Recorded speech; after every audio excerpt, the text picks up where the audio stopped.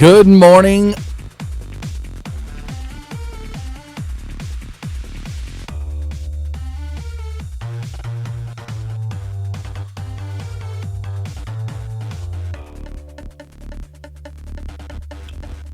Hey everybody, it's the Morning Bullring, the short track talk show that hopefully everybody's been wanting to see for a long time. I'm Bob Dillner, he's Casey LaJoy, and we will be with you each and every Monday morning.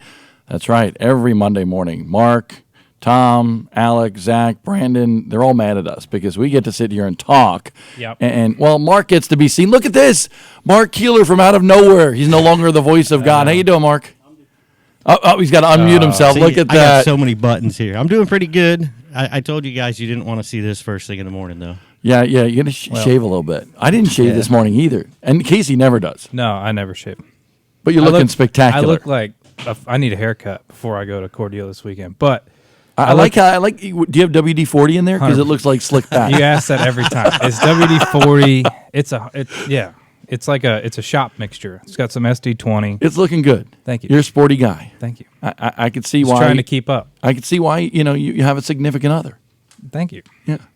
There's an awkward moment. It is. Isn't it? First thing right out of the gate. That's what happens when we go on the air at 7:30 in the morning. And, of course, I'll just get it out of the way. Mark Keeler, we're happy. Casey LaJoy is not too happy this morning. And I'm sporting the Patriots hoodie here. I did it for you. You were wearing the hoodie last week. I said we should call Alan Dietz, the big Chiefs fan, and we should get his opinion. Hey, Tom, is the game over? I was just going to say that. Tom didn't say anything in the background there. I did. I pulled up Facebook, and the first thing I saw was Alan Dietz had shared a video of the roughing the passer that was on Tom Brady, where he kind of got an arm draped over him. That was totally bogus, but there were so many other... They can't talk because there were so many other calls, pass interference. I mean, both games were bad. Yes, the refs got both on both sides, so you can't even say that. So they were evenly not good. That's right. For everybody. Pass interference on Gronk, Edelman, this and that wasn't called. Both sides of the game. So it is what it is. They did not call a good game, the refs, and a lot of talk about that apparently on social media. My wife Angie was telling me about that. She was looking through the social media as I was just waiting with bated breath on every single play there towards the end of the game. Saints got it the worst probably. Yeah. There's so many people right now on social media crying about how the game's ridiculous and the overtime rules stink. Did they say that after the New Orleans Rams game? No. Didn't that go this, could have gone the similar way? I won't blame this game, but I don't like the NFL overtime either. It's about as great as NASCAR overtime. But it's not that great. It is the rule, isn't it? It is the rule.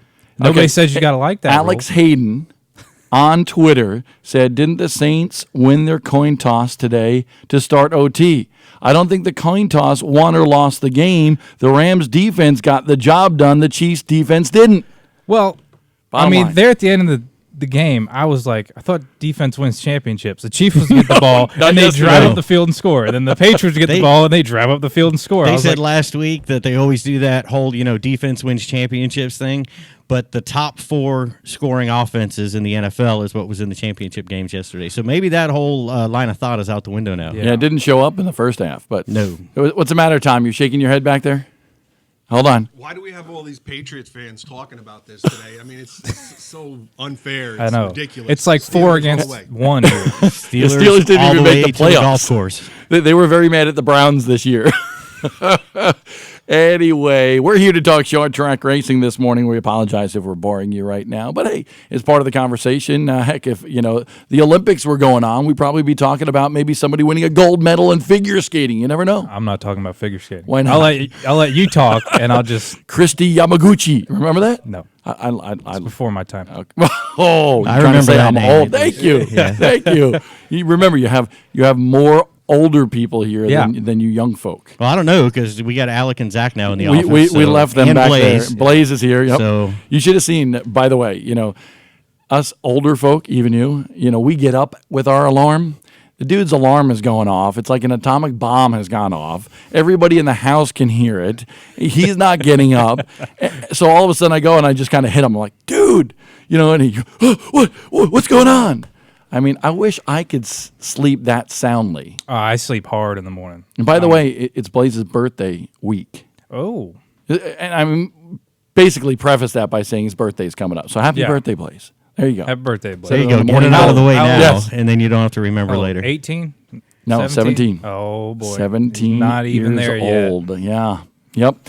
Anyway, we got a lot to talk about on the morning Bullring on Speed 51. Make sure you share this post to help us out, to spread the word. More short tracks is what we're all about here at Speed 51. And we're going to be doing this show, Bob and Beeve, as your brother likes to call it. And we're going to be having a lot of fun on this show, talking about all sorts of things, but certainly short track racing. Heck, last week we talked about changing diapers with Bubba Pollard. Yeah, that we did. That was interesting. I've never changed a diaper. A diaper? A diaper. Yeah. Diaper. I don't think anybody's changed a diaper. Yeah, it's early. Anyway, we got Brian Campbell coming up. Of course, the Michigan Wolverine up there from the Midwest. He's going to be on to talk about CRA Speed Fest. We're going to have Ross Bales, Carolina Class champion this year in the Dirt Late Model Wars. NASCAR star Kyle Busch, who cares a whole heck of a lot about short tracks. He's going to be running CRA Speed Fest as well. The Lucas Oil Chili Bowl Nationals presented by General Tire. Winner Christopher Bell for the second straight week on the Morning Bullring. How many times did you say that this weekend? Oh my gosh, a lot.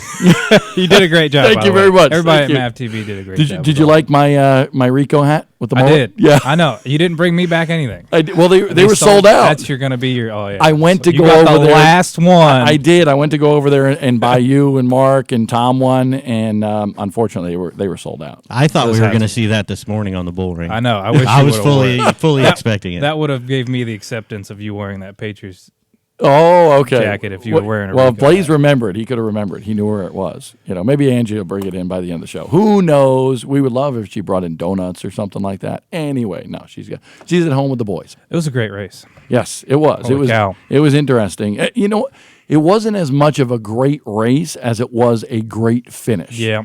That was incredible. Honestly, from our camera standpoint, directing cameras, Kyle Larson had like a straightaway lead. Yeah. With a lap and 3/4 to go. And then all of a sudden, Boom! here comes Chris. Yeah, it was weird. I'm sitting there on the desk, and I'm literally in a state of disbelief. Rob Klepper, Ken Stout, they're calling the action on the racetrack. And I'm like, you got to be kidding me. And all of us were like, just no way did that just happen. Well, I was watching Grant do it.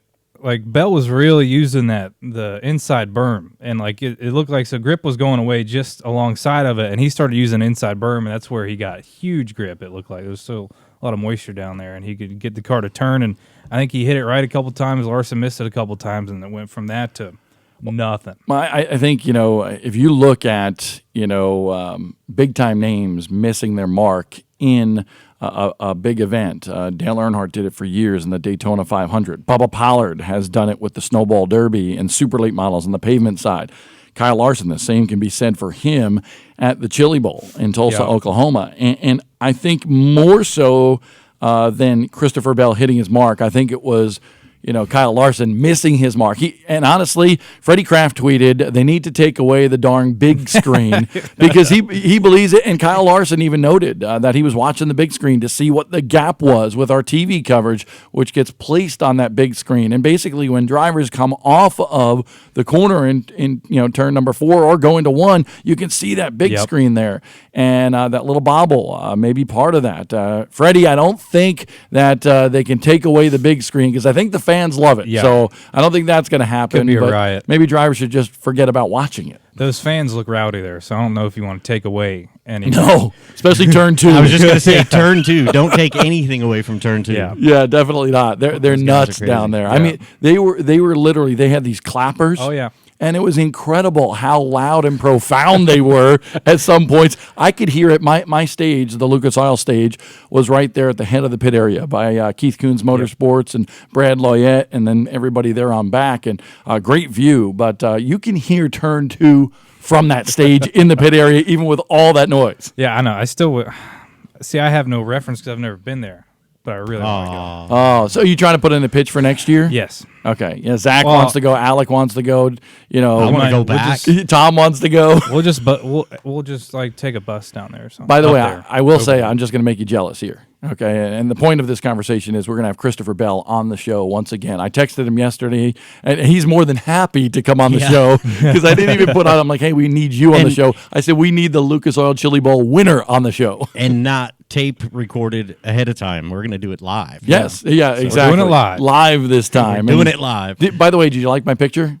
It's like an annual tradition. Oh, the one at the on airport. Twitter. That was all. I woke up specifically early on Sunday, and first thing I did, and anybody that knows me knows I'm not huge on the whole social media thing. You love it. But first thing I did on Sunday was go to Twitter to see if you had that picture again this year and if you put it up. Oh, yeah. I don't even know what picture it is. You know, the funny thing is it's a picture of Christopher Bell with the Golden Driller getting on the airplane. And because I fly a lot, only because I fly a lot, I get upgraded. So I was actually sitting in first class yesterday. That's 2 years in a row. And Christopher Bell gets on the plane. And honestly, Kyle Larson had got on, Casey Kane had got on, so many different people, crew members and so forth, were on the plane already. I'm like, oh, Christopher probably took a later flight. And here he comes. You know, I don't know if he was partying too much and got there a little bit too late, but he comes on the plane like the last person, you know, on the plane. And probably because he wanted to make an entrance. Exactly. It was I don't think that's Christopher's It was style. planned. No. You know, but the thing is, what's really interesting is that Christopher gets on there, and I'm like, oh, hold on. There's the tweet right there. This is becoming an annual tradition. Seabell getting on the plane this morning with the Golden Driller from the Chili Bowl win. Keith Coons Motorsports driver right there getting his third straight Chili Bowl victory. And it was neat because I said, Christopher, hold on. He goes, are you going to do the picture again? I said, yes, I am. So I was worried about him during his little celebration there because I'm thinking, man, it's a good thing he didn't loosen up his belts or anything before he rolled the car. Yeah, it was a soft rollover. It was one of the most spectacular donuts I've ever seen. That might have beaten Alex Zanardi at Cleveland years ago in the old kart series. Rico did some pretty good donuts when he won. He didn't flip. He didn't flip, but he popped a huge wheel. He did. I want to know what the crowd was like when that car rolled over. Oh, dude, it was incredible. Nuts. I mean, everybody was on their feet. And what's cool is most races that you go to, no matter what, usually when the checkered flag falls, people leave. You know, they start going for the exits. Right. But here they didn't. Everybody stays in their seat. Everybody is cheering. It wasn't quite the Rico chant. But remember, Christopher Bell is a homer. That race is only, a short distance from his home. And he's an Oklahoma guy. Yep. So, a lot of proud moments there for a lot of people. Now, listen, there are people from all over America and Canada that go to the Chili Bowl. But, like he said on Twitter yesterday, Tulsa proud, baby. He was pumped up for it. Yeah, that's awesome. You were hitting on it before, too. It's weird how, like, the Giants in every form of their sport always struggle to win the crown jewel. Like you were talking about how Dale Earnhardt took him 20 years. Bubba Pollard still haven't won the Snowball Derby, and Kyle Larson has yet to win the Chili Bowl, but Chris Bell's been knocking them down. And you would almost think that it's Chris Bell is almost that, now he's that key driver in midget racing, but everybody still goes back to Larson. Yeah, I think Kyle Larson is the guy that everybody looks at, but I think that's changing, honestly. Yeah, and he'll be the first one to tell you. He said, Christopher Bell, and when I talked to him prior to the event, he said Christopher Bell is head and shoulders above everybody out here. And Shane Golobic actually talked about his footwork. His footwork, actually, he said, is the key. And they try to follow him and figure out what he's doing and look at where he's getting on the accelerator and how he's turning those wheels and so forth. So that's interesting. And so we'll talk a little Chili Bowl. We'll talk about the Chili Willy out at Tucson, Arizona this coming weekend. That's a big race out there, paying $10,000 to win. Different kind of chili. Little different. There we go. There's me with the old mullet on with the Rico hat, and Rico was excited that I was wearing that. So many people, by the way, got on there, and that picture doesn't do it justice, but when I was on set and all puffed up and sitting straight and so forth, everybody was saying that I looked like Scott Bloomquist with the mullet. I don't know if that was a compliment or what, but yeah, and I could see it too. Honestly, I'll actually send old TR a tweet there that had a picture of me, and I could say that I could see a little Scott Bloomquist-esque there in the shot. That's that hard was tough to say. That is, Absolutely. I don't even want to attempt to say that. Yeah. It's too tough. So, and Brett Yackey will be coming on to talk about that Chili Willy out at Tucson. Brett, big winner out there late in the year at Tucson. And, of course, the Kowicki Driver Development Program champion from 2018. Yeah, I think he's going to be an awesome addition to the show, and we got a lot of big names on this one. I'm excited about it. We do, and you know, Alan Dietz was supposed to come on and host today, but you know, all He's of a crying sudden, this we morning. couldn't get a hold of him. All of a sudden, he just dropped off the face of the map after that Chiefs Patriots game yesterday, and I had to come in. This was supposed to be an off day for me. I was supposed to be with the family, and he just bails out on the show. No, just kidding, just kidding. You know what, Bob? I don't appreciate that. We love Alan. We love him. He's a good guy. I don't know if he's a good sport, but he's a good guy. Yeah, Well said. Yeah, thank you. Thank you. All right, today's show, of course, brought to you by the Online Racing School, a big seminar coming up at Stafford Motor Speedway, February 2nd and February 3rd. That'll be a good show. Bubba Gale will be up there to talk about the world of racing, how to set up race cars, how to get those shocks and the coilovers and everything dialed in. The Racing Seminar Technology program at the Stafford Motor Speedway. Once again, February 2nd through the 3rd. That's coming up in just less than a month now. Less Isn't than that a month. incredible? I know. We're almost ready to go to Speed Weeks. Couple of weeks away. I think that's 2 weeks away. I had to do the math in my head because I've been bouncing all over the place. I've already been to California, Oklahoma this year. I've been up to the mountains this We year. went to Dillon. Went to Dillon, South Carolina. Forgot about that one. Yeah. I've already been to a couple of places There's not a already whole this lot. year. There's not a whole lot in Dillon other than a racetrack and a dirt South of track. the border. A dirt track right next to it, and then there's Lakeview Motor there's Speedway. There's a water tower. Yeah. That's about it. Well, I'm looking forward Isn't to going south to of the Lakeview border Motor and Speedway. considered Dillon? Is it? Alan Dietz, if he were here, he'd be able to answer that question for us. Alan, wake up. I don't think he'll be waking up anytime soon this morning. He might be a little bit aggravated still. Maybe we can get him a call in No, a little bit later. he's up. He was on Facebook. Really? I saw him posting stuff. Yep. Okay. I'm sure it was all It was positive. anti-patriot. Anti-patriot. I respect the heck out of the Chiefs. I will say that. Yeah. Patrick Mahomes and that group. Dude, that kid is Andy Reid, unreal. They're going to win Super Bowls. And sometimes, you know, and this is an old adage in racing, sometimes you have to lose a championship before you can win a championship. And I really think that is the case. How'd that work for the Bills? with the Chiefs? You know what else? Yeah, they lost 4. Yeah, who else? The Panthers. Well, they've Didn't work lost out 2. Yeah. So, and we're going to have a new quarterback this year. So, who knows? Can you imagine if we get Nick Foles? He wins the Super Bowl. What are you going to do with Cam Newton then? Anyway, you know what? We need to go to the Online Racing School hotline here and go to our editor, who, by the way, coincidentally, is also a Patriots fan, Brandon Paul, joining us right now here. How you doing, Brandon? I'm doing great. I woke up this morning, best football team on the planet, won again. The best college basketball team on the planet, beat undefeated Virginia. So everything is great. Duke is puke. What about Syracuse? Syracuse, baby? Hey, Go Cuse. undefeated Virginia. That's all that matters. Just Tom's sitting behind me here, and every time you say something, he's saying, "Who cares? Yeah, who cares? Who cares?" I feel like I was going to do our topic as if you're a Duke or UNC fan. You're either one or the other. And you could not be a fan of either, but you got to pick one. Go Tar Heels. That's right. Yep. Me and you are on the same page on that one. That one we are. Absolutely. Before we get Brandon rolling, how is he a Duke fan? From Maine. I don't know, Brandon. Can you answer that? I've always wondered how you have such. Angie says this all the time. You have such a great realm of sports teams, with the exception of Duke. No, I've always been a fan since I was a kid, and obviously you can call me a bandwagon fan if I jumped on when I was like 8 years old. But Maine basketball isn't very good. I don't know if you guys don't know that or not. I don't have a lot to cheer for with the University of Maine men's basketball program. He probably likes Alabama football too. He probably likes Alabama. No, I don't. And I don't LeBron go that James. So who do you pull for in college football? College football is USC. I mean, that's another there's a bad couple one. teams I like. Yeah. He likes the Trojans. Yeah, another bad one. Oh, Where'd you Still get better that than one? Notre Dame. I think Brandon was a little bit like the Canfields. Okay, the Canfields, Daryl and Dwayne and Evan. Evan was out there, great photography out at the Chili Bowl this weekend.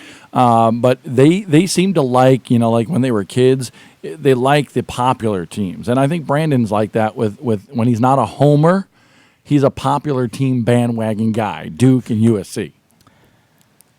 Yeah, when I don't have a good team, I mean, I know you're a Golden State Warriors fan. Not number one, He though. won't hold Not that number against one. you. Yeah, I am a little bandwagon there, I will say, but that's when that's when the Celtics don't go as far as they should, and certainly not the Hornets. So I'll root for the Golden State Warriors. I like Curry. Yeah, I like Steph. Yeah, he's a good Christian guy. We love that, and they're a good team. Anyway, let's talk racing. What do you got for us this morning? What the heck are you going to talk about here? I mean, there's a lot to talk about. We had a lot of cool stuff on speed51.com last week. One of the things that really jumped out to me that's interesting and maybe hasn't been talked about a lot with the likes of Speed Fest and Winter Showdown. Obviously, everyone's focused on that, but the announcement of the Crown Jewel of Modifieds race at Bearfield, $20,000 to win. But here's the catch. It's on two different racetracks on the same day. 100 laps on a half-mile oval and 100 laps on a 3/8 mile oval, both in the same day. $10,000 to win each. If you win both, $20,000 for those modifieds, the iCar modifieds, not tour-type modifieds like you see on the NASCAR Wheel and Modified Tour or down at Speed Weeks. Well, actually, you do see them down at Speed Weeks with the Florida modifieds, but it's those type of modifieds, and they already have 32 entries for that race, and they just announced it. So I think that's going to be a pretty cool deal, especially for fans of that type of racing, because as it says, it is going to be the crown jewel for that type of race car. You threw me off there. You said two different racetracks in the same day, so I'm like thinking, are they loading up and going somewhere? Yeah. That was kind of neat because honestly, there's two racetracks at Bearfield, and so but I thought the same thing. When he put that story up on Speed 51 last week, I was like, wait, what? Bearfield's close to, and I was trying to figure out where they can go, maybe a morning race and go to a the night airport race. and drag race. Yeah. But a great So concept, then you click Brandon. The story, right? And I did. so then you click the story. Yeah, everybody hates our That's my teasers. job as the editor. Were you making clickbait titles there, Brandon? There you go. Oh no! Get those page views. Yeah, nobody does that in the world of not NASCAR one. journalism at all. What else you got, Brandon? Another cool story we had last week, which really took a lot of people from the Northeast by surprise. Doug Coby, five-time himself NASCAR Wheel and Modified Tour champion, is running the full Speed Week schedule at New Smyrna Speedway. First time in his career. And basically, he told our Connor Sullivan in the story, the reason they're doing that is because they got their you-know-what kicked by Justin Bonsignor last year on the NASCAR Wheel and Modified Tour. So they're taking that opportunity to go down to New Smyrna Speedway in February and kick off the new year and hopefully find out what they need to be able to keep up with Justin Bonsignor and that 51 team this year. February 8th through the 16th at New Smyrna Speedway, the World Series of Asphalt Stock Car Racing. Always a good time and a great field of modifieds the past couple of seasons there. Yeah, I think I don't think Doug Coby has came at all. I've been going the past 2 years. I've never seen Doug Coby. Mark, what about you? I don't remember him ever being there. Yeah. This is an Adam Mackey question. He's finally manning up. He raced there in 2014, Really? one race. One race. Yeah, That was exactly. during Battle of the It was- Beach, probably, Yes, where they all exactly. went He over didn't get early any and tested. practice. Yep. Yeah, didn't get any practice, didn't qualify, went over there, and I think he finished top 5, but that was his only ever start at New Smyrna during Speed Weeks. That's pretty cool. Definitely be a big name. I know Ryan Priest, I think, on social media has said he's going to come over and run some. Timmy Salamito, I'm sure he'll have the Flamingo team with him, but a family-owned race car. He'll be down there. So you talk about, a few big guns down there. Matt Hirschman is expected to go down. Did you say Justin Bonsignor is going to be there too, Brandon? He isn't on the entry list, and based on his social media, from what I see, I don't believe they are. Because they didn't go last year, and then they won the NASCAR Wheel and Modified Tour Championship. So I believe he's going to be staying away, which is too bad because, with everyone you mentioned, plus Chuck Hosfeld, Matt Hirschman, Speed Weeks down in New Smyrna is really shaping up to be kind of the big event every year now. I've got a call waiting coming in, apparently. We're using Mark's phone. where you can see the best modified drivers from the different series and whatnot all come together in one place. Anthony Nocella, he's entered as well. So a lot of good talent, over 20 plus modifieds entered for Speed Weeks right now. Well, last but not least, I know you told me you wanted to talk about three things, and for the life of me, I cannot remember the final thing you wanted to talk about. I could talk about a ton of things. Oh, I know you can. Right we can too. With Speed Fest in the Winter Showdown, but no, I think this week obviously a lot of focus on Speed Fest and a lot of cool storylines to focus on. Obviously, if you haven't seen already, the defending winner, Chandler Smith, is not going to be able to make it due to obligations with school. So we will not have a back-to-back winner. We do know that. And then another cool thing, a story we did last week on Speed 51, Steve Dorr, the busiest man at Speed Fest this weekend. Not only is he racing the ARCA CRA Super Series Super Late Model race and the CRA Pro Late Model race, he's also running the Wheelman Sportsman Series. He's the owner of that series. So he is going to be a busy man at Speed Fest this weekend. Yeah, the Speed Fest is it's honestly one of my favorite races of the year because, the season's fresh and you got a stacked field always there at Speed Fest. And it's a great area. It's like around nothing, but where you put us up at, it's an awesome little joint. You're in the middle of the woods just chilling. Yeah, that was where the track put us up a couple of years ago. As long as you don't get the hotel near the train tracks. Yeah. I know Bob said that a couple times. The resort that they put us at, it's really cool. It's like a resort in the middle of the woods. And that's where you're at again. We're back there because we weren't there last year, so we're back there this year. We're back there again this year. Awesome. I went with it's going to be fun. Watermelon Capital, Chris Motorsports Park, whatever you want to call the racetrack this weekend, CRA Speed Fest 2019. It's going to be a lot of fun with the Pro Late models and the Super Late models from the Champion Racing Association, plus the Wheelman Series and the Pro Trucks, the Bandos, the Legends cars, you name it. Here's how it all works. If you can't make it to Cordele, Georgia this coming weekend, you can watch it live on speed51.com. Saturday will be the Prime Day down there. That will be a pay-per-view style broadcast. You can purchase that now. It matches the ticket price at Chris Motorsports Park. But on Friday, you'll be able to see qualifying, some practice. You'll also be able to see the Wheelman Series and the Pro Truck Series race as well. That will be as part of your membership, your premium membership on speed51.com. One of more than 60 races that will be coming to you for the price of a premium membership, which is $9.99 a month and $79.99 a year. Brandon, we appreciate you coming on the show, dude, and who knows, maybe we'll call you back a little bit later. We're already a little bit behind, but that's okay. We're one less guest this week, and we knew that was going to happen because people were going to want to talk. I think this show's always going to be a little bit behind because we can talk about anything, especially when you're wearing a Patriots hoodie. I mean, there's going to be 45 minutes of Patriots talk. Oh, come on. It was only about 10 minutes. You only got 2 more weeks of it. There you go. 10 minutes of Patriot time. Tell you what, we're going to take a quick break here. We're going to talk about the CRA Speed Fest a little bit more. Brian Campbell, the Wolverine himself, is coming up next. He will be on the online racing school hotline here on the Morning Bullring.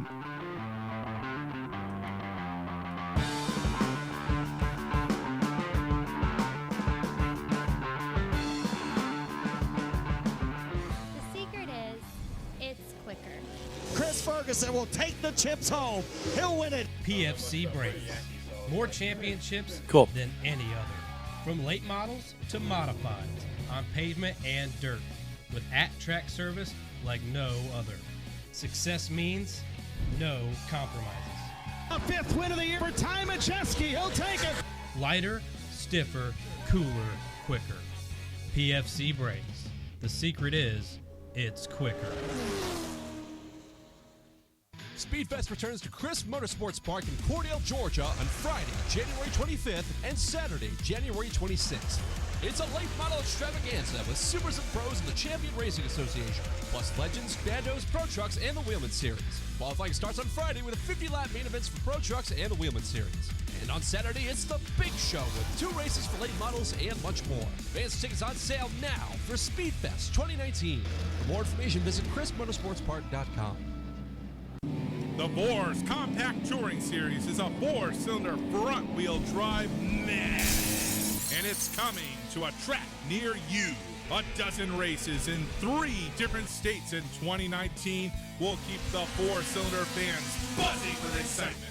The famed Lucas Oil Raceway in other trips too. Anderson, Shady Bowl, Toledo, Fairfield, Winchester, plus it's Bristol, baby, returns on May 31st. The most prestigious race of the year, the $150,000 Winter Showdown at Kern County Raceway. 2 big days of racing, February 1st and 2nd. The nation's best super late model drivers vying for over $150,000 in prize money. 5150 Energy Drink opening night, February 1st. Showdown qualifying, modifieds, and the Motor City Superstock Showdown. February 2nd, it's the modifieds, followed by the 300-lap Spears Manufacturing Winter Showdown. Tickets at KernRaceway.com. The 5th annual Winter Showdown, February 1st and 2nd at Kern County Raceway.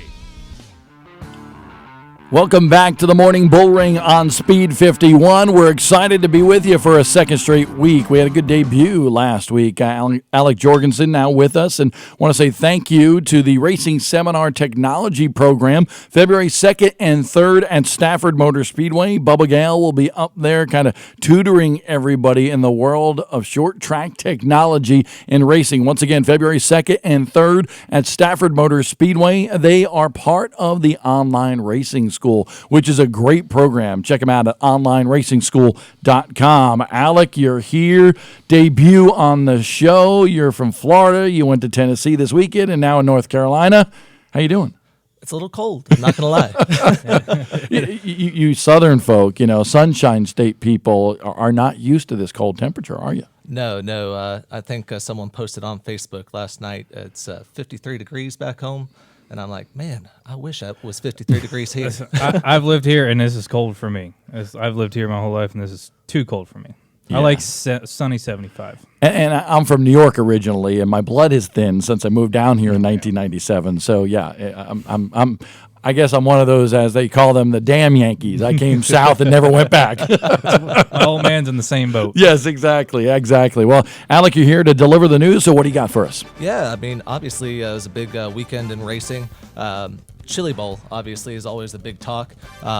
After 6 days of racing, obviously, Christopher Bell passes Kyle Larson on the last lap of the Chili Bowl to take home the Golden Driller.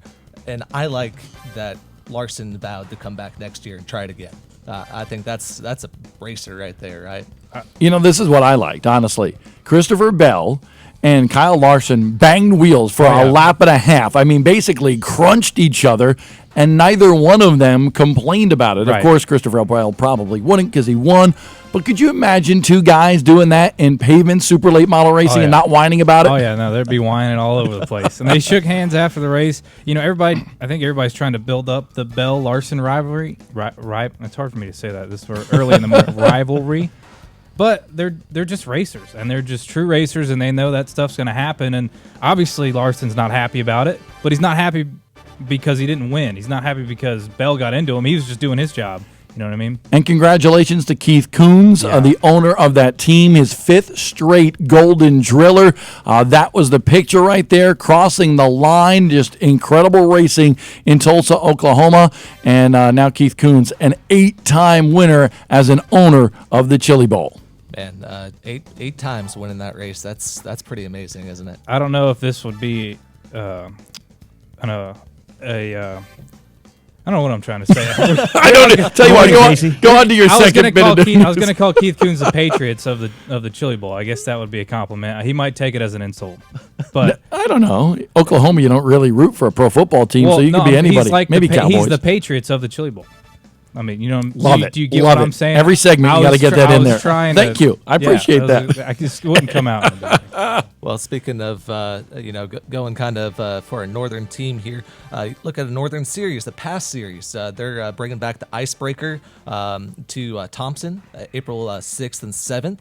It'll count towards both the Past North and Super Pass North and national super late model points. So that should be a pretty cool event there. And the Icebreaker is a traditional event that the Honing family and that management group have done for so many years. I used to love going up there with my family. We used to camp out in the back of my dad's truck. We'd have a cap on the truck and just sleep in there because we couldn't afford a hotel. But the Icebreaker has so many different forms of motorsports. The NASCAR Wheel and Modified Tour, what Sunoco Modifieds, I think they call them up there, and all sorts of classes. But now PASS is coming back into the fold at the Icebreaker, and that'll be good to see the super late models back on the racetrack. That's April 6th and 7th at Thompson Speedway Motorsports Park. I'm not used to calling it by that name right there at all. It was just Thompson Speedway to me for so many years, but awesome racetrack, 5/8 of a mile and very high banking. It's not Thompson, it's Thompson. Thompson. Yeah, Bobby. Modifieds. Yeah, that's right. And then finally, what I got here today, we got Speedfest coming up, like you guys have been discussing. Over 40 cars have already entered. You got obviously the big names: Harrison Burton, Bubba Pollard, Kyle Busch. Rich Bickle is coming down, and I think that's pretty cool. Rich Bickle. A little bit of racing history right there. 5-time Snowball Derby winner. You mentioned that to Bobby Gill, and Bobby Gill will get a little bit mad because Bobby Gill thinks he should have won a couple of those that Rich did. But Bickle, I tell you what, he's a character. He tried to qualify for the Snowball Derby 2 years ago for the 50th running of that race and did not make the show. So a big question about how fast Bickle's going to be. He's been pretty good up there in the Midwest over the past couple of years. Certainly not, number one like a Majeski or somebody, but he's right there in the mix. But we'll see how he does in Cordele, Georgia this weekend. Should be interesting. And you're going. You excited? Oh, every year Speedfest is one of the best races that I think I go to, and I'm just ecstatic to be going with you guys and have a good time. What do you like about Cordele, Georgia? There's a little bit of southern charm to that town. A little bit. Okay. A little bit. You're being That's one way to put it. Quite modest. Yeah. No. It's awesome. Have you been to Speedfest, Bob? I have been to Speedfest several different times. I like it. It's honestly one of the top races on my list. I get excited to go to it. It's like I was saying earlier, it's like it's a fresh season. You're ready to get going, and then you got a stacked field to watch. So it's awesome. I love Speedfest. And a big welcome to you as part of the Speed 51 staff now. You're a big dog now. Hey, I feel like hopefully I've paid my dues. I feel like a little bit of hazing's going to come my way, but hey, I'm ready. Little bit, just a little. You get to ride with me down to Speedfest, or no, you don't get to ride with me to Speedfest, or do you? I get to ride with you to Speedfest. Oh, probably. Well, that's old news. Yeah, and that is the news presented by Online Racing School here on the Morning Bullring. Alec, we thank you for joining us. Oh, thank you for having me. Now it's going to be time to go out to the Online Racing School hotline once again. Brian Campbell from Michigan on the line with us. Brian, how are you doing, buddy? Fantastic. Can you guys? Except it's -8 up here right now, so it's not that great. -8. He's got us beat. Holy smokes. Terrible. -8. Terrible. That is incredible. How much snow is on the ground? Not like an inch. It's just cold. Might as well be in Alaska. It's terrible. It's Oh, terrible man. up here right now. Well, that stinks. I mean, at least if you had the snow, it'd be a little bit pretty. You know what I mean? Do something. I know. It's just dirty looking and cold. It's not anything you want to see right now in Michigan. Now, let's get this out of the way. Were you proud of your Wolverines in football and basketball this year, or were you disappointed? Oh man. We need to beat Ohio State something serious. we need to get that done. I don't know how to get that done, but we need to get that done. Yeah. And the basketball team, they were going to lose. They weren't going to go undefeated. So the loss to Wisconsin, it's okay. It's a tough conference, but I'm happy with them. I'm happy with the whole deal right now. Well, that's good. That's good. Yeah. What else are you happy about? You happy since it's -8 up there that you're going to Georgia this weekend? I'm happy about getting the heck out of here. That's for sure. Yeah. We load. I'm not looking forward to loading the car because we load outside, and we're trying to figure out how that's going to work. Not to freeze the engine in 3 seconds. Now, what are you bringing down there? Pro and Super, or what are you concentrating on? Just our Super. Okay. Just our Super. Yeah, we sold our one Pro car. We're building a new one for next year. That'll be done, coming up in the spring. So we're bringing the Super car we had out last year with new body, new decals. Yeah. Fun. How long of a haul is that for you all the way to it's depending on the weather, I guess. You could get out of -8, right? Yeah. It's probably gonna be about 15 hours. That's longer than I want to drive. Do you drive it, Brian? Yeah. There you Yeah. go. See, he's a real racer. I like that. Yep. Yeah. Yeah. We'll all hop in Wednesday morning. I think we're gonna early. We're gonna hop in and load and just tear down the road, man. Go to Georgia. Have you ever been to Cordele, Georgia, and raced that racetrack? Okay, I didn't think so. No. Lanier's the last time I've been to Georgia, so I don't know. Okay. You guys count it how many years ago? That was a while ago. But Lanier was a lot of fun for Speedfest. I love Lanier. Yeah. That was a cool racetrack. It's still there, and it's actually nice. It's been all paved over, but there's no real racing going on the oval track at Lanier. They still have a quarter midget track that they're running. But so what have you heard about Chris Motorsports Park, and how did you know how to dial in that race car? A lot of videos, a lot of talking to people. It looks comparable to most racetracks up here. It doesn't look anything too crazy. Looks like the back stretch is kind of round. Looks like the front stretch is real straight. Most racetracks in Michigan are like that. So it looks fairly legit. Nothing like that. Nothing too tricky. There's no walls from turn 1 to turn 4. Yeah, well, that can be tricky. But he's used to that. He's the king of Berlin. Fine. I'm okay with that. Yeah, Owasso, Berlin, all these racetracks up here don't have walls, so that's fine. Listen, the only thing different about this, Brian, is that there's a watermelon patch that you could wind up in, and they don't have that at Berlin. I heard they put up tire barriers so that people can't get like all the way through the creek and to the creek, and they got to drag the cars around with people spraying off cars to get. Yeah, I heard that was a nightmare one year. If you make it to the watermelon patch, you did a good job. You did a great job. You're still on the gas all the way through there. I get it. Who is it? Was it Spencer Davis that went out in the watermelon patch a couple years ago? That's what I heard. Yeah, Glenn Luckett told me the story down at the banquet that he made it all the way through the creek. His car was like submerged by like a quarter. I know the water was coming up through the floorboards. Yeah, man, it wasn't good. There's a couple times they've had him drive to a road behind the watermelon patch and then actually drive down the public streets and come back in the front entrance to the racetrack, and that's pretty wild. That's the one that Glenn was talking about, that they had to spray the blessed car off before it actually pulled it across the racetrack because it was full of mud and everything. It's terrible. Oh my! And by the way, just chiming in this morning on our show, a big good morning to us, Chad Wood. You know him. He said he'd like to say hello to his old rival, Brian, this morning, and he said sorry about the basketball game. Oh, yeah, it is what it is. It is what it is. Oh, gosh. So, by the way, while I got you, we're just talking about friends and this and that. How's your dad? How's Freddie doing? He's a legend from that area. Yeah, he's great. He is. We can't keep up with him. He is so. It's like a 10-year-old boy, man. Watching him get ready for this race. He's up. It's an hour and a half drive for him to come to the shop, and he's up here all the time. So he's retired, got himself a little part-time gig, and he needs to find more work because he's wearing my mom out. So. So what is he doing with a part-time gig now? I figured he'd be working on race cars all the time. Yeah, no, he does work on race cars. No, it's a pretty good little job. He drives vets around. If someone needs picked up and doesn't have the ability for it, so he drives a little van around, picks up vets, and goes to the VA, waits for them, and then drives them back. That is an awesome job. Yeah, I never would have expected that from my dad, and I was like, I'm proud. That's cool. Yeah, that's real cool. That is something to be proud of course. Yep. We think about the military, their safety all the time, and pray for them. So, that's awesome that he does that.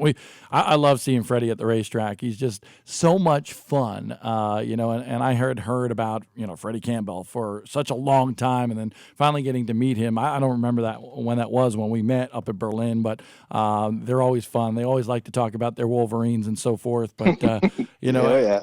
So what do you think? You going down to Speedfest, do you feel, without ever being there, with having watched videos on the Speed 51 network, do you think that's a track? Are you going in with the mindset of, hey, I could definitely win this race? Oh, yeah. Yeah, well, I guess we're not going to any racetrack anymore that we don't feel we can go win. We wouldn't go. We're going to have fun. We're going to win the race. We're going to take the money home. And that's really why we're going, to keep racing for Seneca Performance and keep their name out there. Bubba and everybody's doing a really good job with them.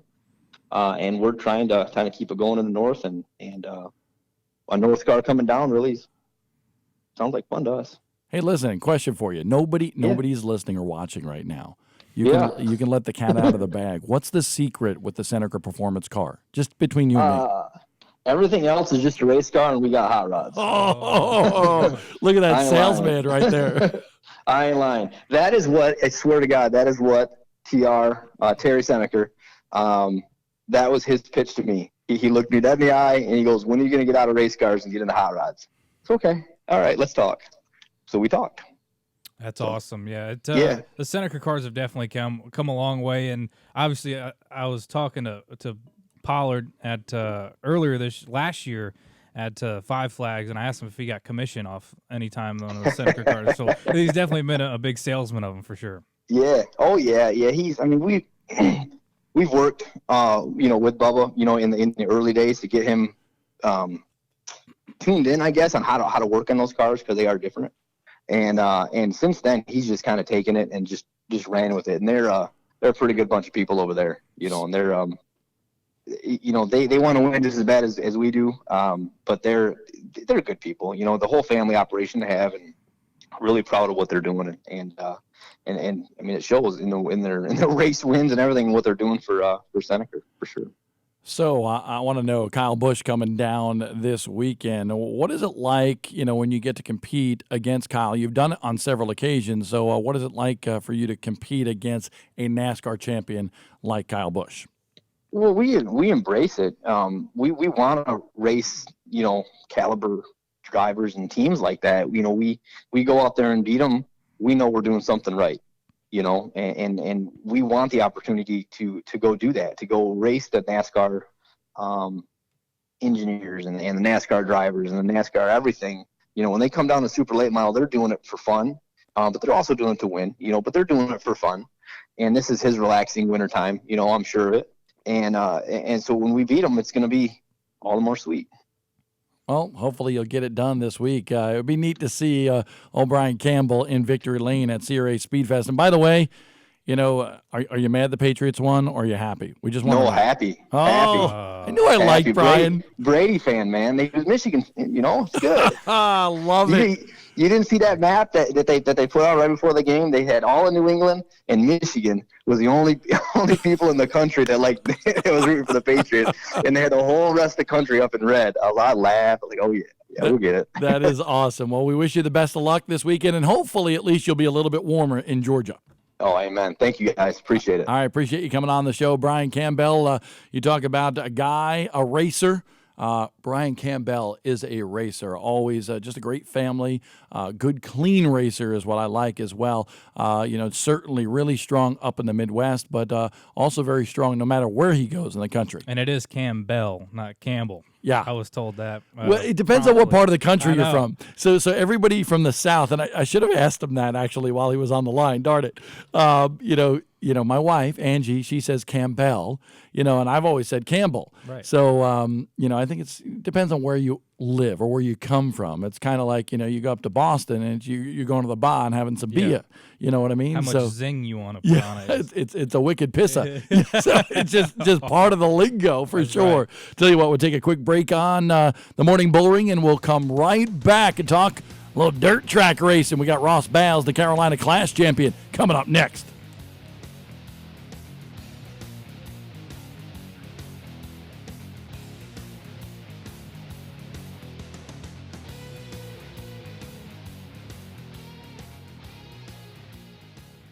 Speedfest returns to Chris Motorsports Park in Cordell, Georgia on Friday, January 25th and Saturday, January 26th. It's a late model extravaganza with supers and pros in the Champion Racing Association, plus legends, bandos, pro trucks, and the Wheelman Series. Qualifying starts on Friday with a 50-lap main events for pro trucks and the Wheelman Series. And on Saturday, it's the big show with 2 races for late models and much more. Advance tickets on sale now for Speedfest 2019. For more information, visit chrismotorsportspark.com. The secret is, it's quicker. Chris Ferguson will take the chips home. He'll win it. PFC Brakes. More championships than any other. From late models to modifieds on pavement and dirt. With at-track service like no other. Success means no compromises. A 5th win of the year for Ty Majeski. He'll take it. Lighter, stiffer, cooler, quicker. PFC Brakes. The secret is, it's quicker. The most prestigious race of the year, the $150,000 Winter Showdown at Kern County Raceway. 2 big days of racing, February 1st and 2nd. The nation's best super late model drivers vying for over $150,000 in prize money. 5150 Energy Drink opening night, February 1st. Showdown qualifying, modifieds, and the Motor City Superstock Showdown. February 2nd, it's the modifieds, followed by the 300-lap Spears Manufacturing Winter Showdown. Tickets at KernRaceway.com. The 5th annual Winter Showdown, February 1st and 2nd at Kern County Raceway.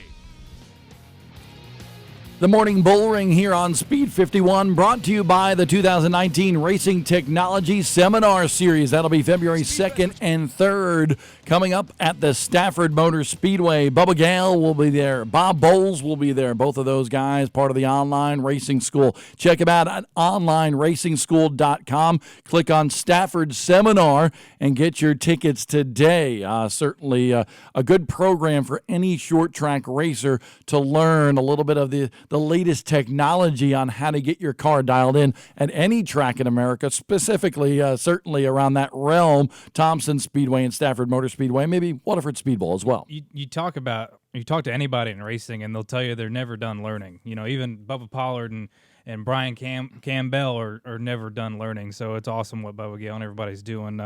Just educating people. That's cool. Yeah, it definitely is. I wish I could partake in that. I'll actually be, I think I'm going to be at Golden Isles Speedway for the Lucas Oil Late Model Dirt Series down there with their kickoff with the Super Bowl of Racing, the Rhino Ag Super Bowl of Racing. Going to be fun. The first 2 nights at Golden Isles Speedway will be live on MAV TV. So that'll be a blast because they're expecting a strong field of dirt late models. And want to remind everybody, we do this at the Chili Bowl on MAV TV, so we want to do it here as well. We want to see where you are watching or listening to the Morning Bullring from. So tweet us a picture. Use the hashtag it's just hashtag Morning Bullring or tag Speed 51. So Zach and Alec and Brandon can check it out. Maybe we will feature some of your tweets here on speed51.com as well. So make sure you get on social. Tweet us. You can put on post on social, maybe our 5-Star Race Car Bodies Facebook feed as well. So definitely do that. We want to see where you're watching from, what you think about the show. Make a comment. If you got a question for some of our guests, that's fine too.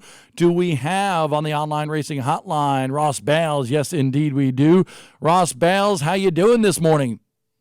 Doing pretty good. How about you? Not bad, buddy. Not bad. How was that old banquet this past Saturday night in Rock Hill, South Carolina? You were crowned the Carolina Class Champion. Did you have a party? Yeah. Oh, yeah. We had a good time at the banquet, and we picked up the big check. So that was the most fun part about it. Hey, Carolina Class Series, that has a lot of history here around this part of the country. You know, to call yourself a class champion, you know, you've run that series for such a long time. You've had a lot of success. You know, what does all that mean to you? Well, I mean, I've said it in my interview at the banquet. We didn't really set out to run the class championship, but it worked out to where we could. And I mean, it's an honor to be put on the list as you know, like drivers like Jeff Smith and Rambo and Ricky Weeks and those guys. Like I said, at the banquet, I can remember watching those guys when I was growing up, you know, racing. So that's pretty cool to be able to be on the same list as those guys. Rambo is the man. He you know, the funny thing is, you know, when I heard about Dennis Rambo Franklin, I'm like, oh, it must be an intimidating guy. You know, and then you meet him at the racetrack, and he's this jolly old guy. Yeah, he's a gentle giant. Yes, he is. The only time I seen him mad was at Cherokee Motor Speedway. I want to say it was March Madness like 3 years ago, and he ended up throwing his wheel at Scott Bloomquist, his steering wheel. That is in the awesome. heat race, he chucked it at him. So let's ask Ross, you know, is he a gentle giant or is he an intimidating figure? No, I mean, it's hard not to like Rambo. You know, he's got a great personality and good with everybody. Well, here's the deal. I want to know. I was told, Tommy Ryan told me that you got some big plans coming up. I want to know what we can get out of you this morning. What's going on, Ross? We want to know. Hell's Bales, baby. We're planning on getting back with Barry and Lance Wright to run the house car, the Barry Wright house car. So, you know, this is the first announcement we made with it, and I'm looking forward to it. That is awesome. And Barry, if nobody knows Barry, first of all, he always wears suspenders. Okay. so that's a big thing, but he is a legend, Barry Wright, around this realm. He's had so many good race car drivers. Chris Madden actually raced for him last year, had a lot of success on the World of Outlaws late model circuit. So, Ross, number one, are you going to wear suspenders this year? Does that mean? I might have to get a suit with the suspenders, sewed on it or That'd be something like awesome. that. that would be awesome. Yeah. I think you need to do that. Absolutely. But what is it going to mean to you to work with a legend like Barry Wright? I mean, Barry, he's been in it for 41 years and he's made a name for himself. So, and Lance, he's starting to take over the business and everything. And I ran for him in 2017, so it's good to get back with them and see what we can do. We were good in 2017, but I think their car's gotten better, and I believe we can be a lot better as a team. And Ross, do you have any plans yet on where you're going to be racing, if you're running with a tour, or are you guys at this point, you just kind of winging it?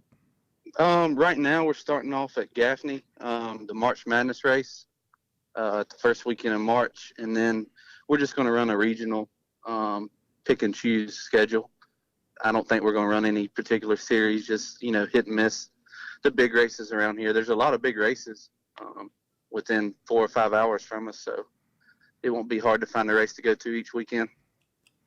So is there any chance that you're going to be following a particular series, or are you just going after some of those money races, Ross? No, we're just going after the money races is the main thing. We may run the Ray Cook Southern Nationals in the middle of the summer, but we'll just have to see how things go. But I'm going to do a pick and choose schedule, no particular series. 10-4. And what about some of the races to start the season? Obviously, you got Volusia. You mentioned you're going to Cherokee. You got Golden Isles. You got East Bay. You got Ocala. So many good races to choose from. How many of those do you think you're going to pick off? We won't be able to go to any of the Speed Week races. We're getting motors ready, and Barry's getting the car ready. So our first race will be Gaffney in March. So when did this all come together, really? It all came together about a week or two ago. Oh, wow. So it's, it's fresh. We just finally got everything together. 10-4. Now, for people that don't understand the different regional sides of racing, whether they're on pavement or dirt, we see a lot of talk about the Held Tour, the Summer Nationals, and a lot of dirt late model racing in there in the Midwest. We see the Lucas Tour, which is national, and the World of Outlaws Tour, which is national. But if you had to, how would you explain to people the southern scene for dirt late model racing with all the tours that they have there? How difficult is it, especially on that orange clay? Yeah, I mean, all the series we run, they're real competitive. You'll have guys like Chris Madden and Chris Ferguson, and then, like Rambo, he's there every week. But you'll have guys like Madden and Ferguson, they'll drop in every once in a while, and you have to outrun those guys. And Johnny Persley, we've got a lot of guys with a lot of talent around here, and it's hard to compete with them. Well, Ross, we appreciate you coming on the morning Bullring. Did you have to get up early, or are you already headed to work this morning? Yeah, I'm already headed to work. 10-4. Well, we wish you the best of luck with Barry, and we will see you on March 2nd, 3rd, and 4th at Cherokee Speedway for March Madness. That's going to be a blast. Ross, thanks for coming on the Online Racing School hotline here this morning. Yeah, thank y'all for having me. You got it. Ross Bales, Carolina Clash champion. Got it out of him, Tommy boy. Going to be with Barry Wright this year, suspenders and all. It's going to be fun watching old Hales Bales, as Tommy likes to call him, run around this area with a legendary car owner like him. And at Cherokee, look at my cup. Cherokee I like Speedway Cup. I announced there for 3 years, and I got a sweet cup. And you're going to be going back there March 2nd, 3rd, and 4th for March Madness. $10,000 on the line. Chris Ferguson already dialed in. Chris Madden, Ross Bales, and we're expecting maybe old Black Sunshine himself, Scott Bloomquist, to be there at Cherokee Speedway. Coming up on the Online Racing School hotline will be Kyle Busch. Kyle Busch on the Morning Bullring here on Speed51.com.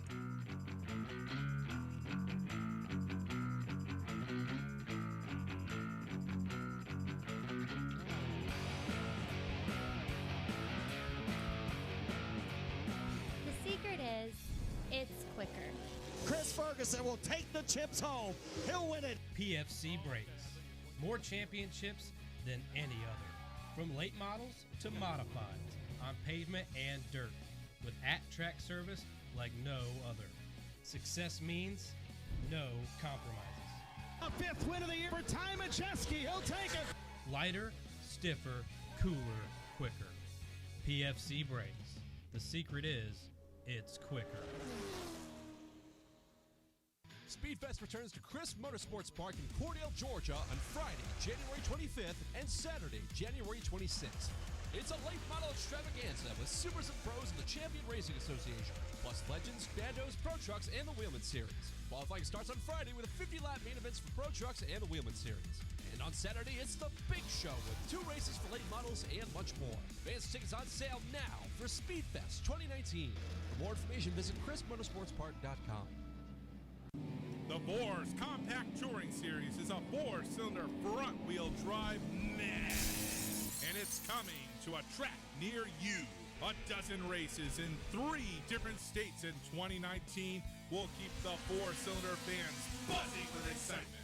The famed Lucas Oil Raceway and other trips too. Anderson, Shady Bowl, Toledo, Fairfield, Winchester, plus it's Bristol, baby, returns on May 31st. The most prestigious race of the year, the $150,000 Winter Showdown at Kern County Raceway. 2 big days of racing, February 1st and 2nd. The nation's best super late model drivers vying for over $150,000 in prize money. 5150 Energy Drink opening night, February 1st. Showdown qualifying, modifieds, and the Motor City Superstock Showdown. February 2nd, it's the modifieds, followed by the 300-lap Spears Manufacturing Winter Showdown. Tickets at KernRaceway.com. The 5th annual Winter Showdown, February 1st and 2nd at Kern County Raceway.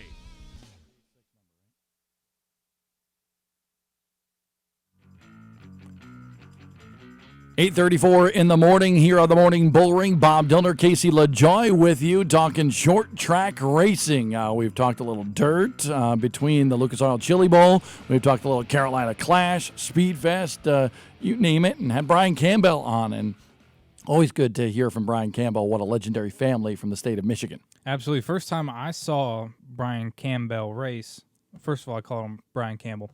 And second of all, it was the All-American 400, and he trashed, not even his own fault, 2 cars that weekend. Oh, yeah. I remember him coming down Snowball Derby there, having some difficulty at the Snowball Derby. Had a really cool wrap on that car, I must say. Was one of the candidates for the best appearing car. But Speedfest is going to be awfully fun this weekend. You talked about the hotel you like to stay in. There's a good donut shop down there. Yes, I'm talking about donuts. I love me some donuts. In Cordell? Yes. Where? Is that the... It's right by that junky hotel. It's the Day Donuts. There's a joke there. But, yeah, it's Daylight. They had their sign out when we were there, so it just said Daylight. It was Daylight Donuts. They were missing the Y and the L, so it said... They ain't great, but Daylight. They were missing the L, actually, so it was Daylight. Oh. They ain't great, but Daylight. But they're good donuts. Daylight. Daylight. I like that. You know, my wife always says, when I, say, like, I don't know something, I don't. Yeah, it's one word. That's right. One syllable. I don't know anything. Anyway, Sea Ray Speedfest this weekend. That'll be Friday and Saturday. They have a little practice down there on Thursday as well. Friday can be seen as a premium member on the Speed 51 network. Practice qualifying for the super late models and pro late models from the Champion Racing Association, as well as the feature event for the Wheelman Series and also the Pro Truck Series. That Wheelman Series that Steve Doerr's got going on, that's pretty impressive. Great car counts. They are venturing for the first time out of the state of Florida and coming to Cordell, Georgia. That might be a little handful for some of those guys. I've never even seen them, so it's going to be a first time for me. They're like the Outlaws at Five Flags Speedway. Yeah, and I tell you what, Steve Doerr's done an incredible job putting that group together and getting that whole thing started, because the Sportsman had an identity crisis throughout that whole Central Florida area for a while, and finally he got everybody together under a rule package, put that outlaw body on them, which I like because it distinguishes it from everything else at the racetrack. When you see one of those Sportsman cars, and the car counts he's been getting, it has been great. I mean, in the 20s, high 20s a lot of times, and they're racing all throughout the state of Florida. So kudos to Steve Doerr for getting that group together, getting them all on the same page, and putting something different on the racetrack. And they never. It's like you said. It's like the outlaw stocks at Five Flags, and they never fail to put on a good show. And I don't see anything different here coming up at Cordele. It's awesome to see a series done right. When you have a series that starts up and you can immediately get car counts and get great shows right from the get-go. It's awesome when somebody does motorsports right. Yeah, absolutely. And Steve is a hard worker. He's got a lot of ideas. And, of course, race car engineering. He's got a little seminar cooking as well. I believe it's February 10th, Sunday, right before I go to Ocala to Bubba Raceway Park with the Lucas Oil Late Model Dirt Series. I'm going to be stopping by his little get-together, little trade show of sorts at Race Car Engineering down there in Florida.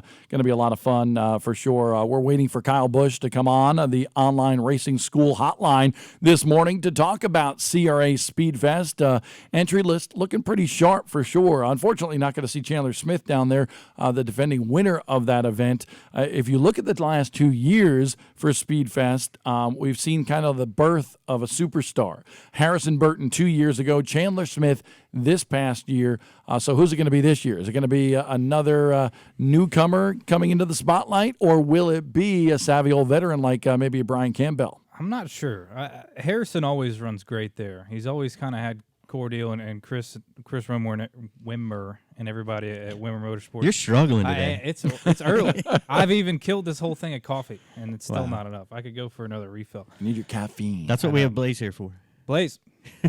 Coffee. No, I'm just kidding. No. We don't have a coffee pot here. Actually, we have a Keurig. That's but he's right. got his license. Yeah, no, he does, but he's got my truck. Oh, even better. No. Yeah. Yeah. That's off limits, Blaze. Off limits. Yeah. I think Harrison's got it. I'm going to pick Harrison. Okay, you're going to go back to Harrison. Are we Burton. doing staff picks? I don't know. Maybe we need to start it I don't up know. again. I think it's BS because we didn't do the Chili Bowl. We need. That's ridiculous. It doesn't matter. You're going to change the rules pretty much as we go anyways. I'm like NASCAR. You got to close up the competition. You're mad about that because you picked the winner. I did. I'm mad. Which was honestly pretty funny because here I am. I was going in with the mindset of Tanner Thorson. Then I get the mullet hat. I'm like, okay, because I have the mullet hat. Rico's a good dude. I'm going to pick Rico. He's starting up there. So I literally put on the Rico hat. I'm going to explain why I changed my pick, even though I didn't make the pick yet. I was going to say that I was going to go with Tanner Thorson, and I thought Tanner was going to be really strong on Saturday night. But, all of a sudden I have that, and I realized that Dave Argenbright, Rob Klepper and Ken Stout did not pick Christopher Bell, the two-time defending winner of the race. And I'm like, oh, wait a second. And the funny thing is, Christopher's mom came up to me on Friday of that week and said, I got a bone to pick with you. And I said, what's that? And she said, last year, none of you guys picked Christopher Bell. So I couldn't believe we were about to do it again. And I didn't want to get yelled at from Mama Bell. Well, at least you didn't have like a Bubba Pollard moment where Chris was calling you a hater. Yeah. Like Bubba was at the Snowball for not picking him. That was funny. I will say, Bob, watching you do that pick was very confusing because you had the Rico hat on, and the first words out of your mouth was Tanner Thorson, and then you went with Christopher Bell, and I was sitting there watching. I'm like, wait, what? I try to keep people on the edge of their seat. Okay? You did a good job with it. Thank you. I was confused myself because I was not planning on picking C. Bell because, number one, and I talked to Christopher about this. I'm like, hey, dude, I'm probably not going to pick you. And he's like, why not?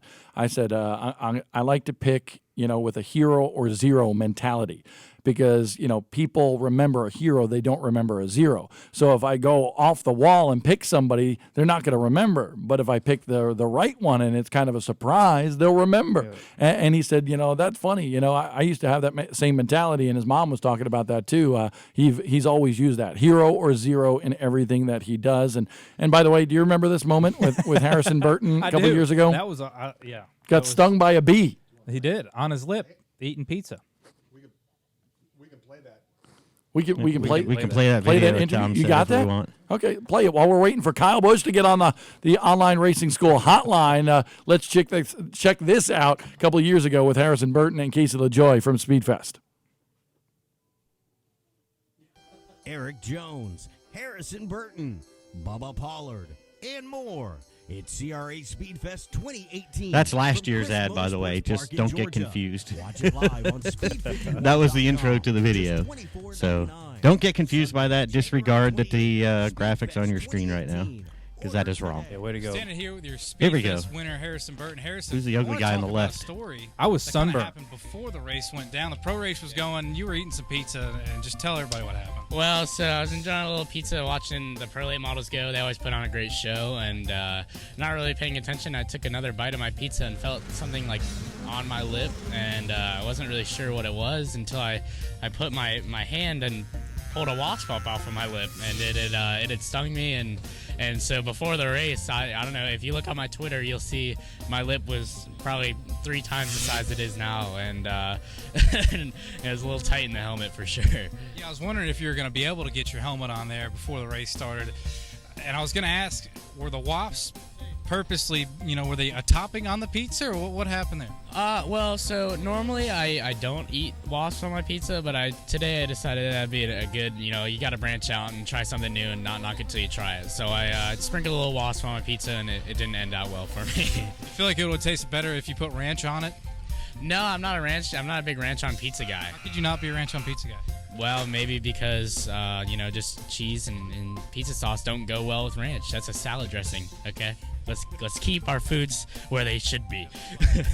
Okay, so there you hear Harrison Burton. Wasps are not good on pizza. Not at all. Well, that was interesting from a couple of years ago there after getting stung by a bee. I was sunburnt, too. My face was about as red as that hoodie. Yeah, sunscreen. Yeah, I didn't have any. Yeah.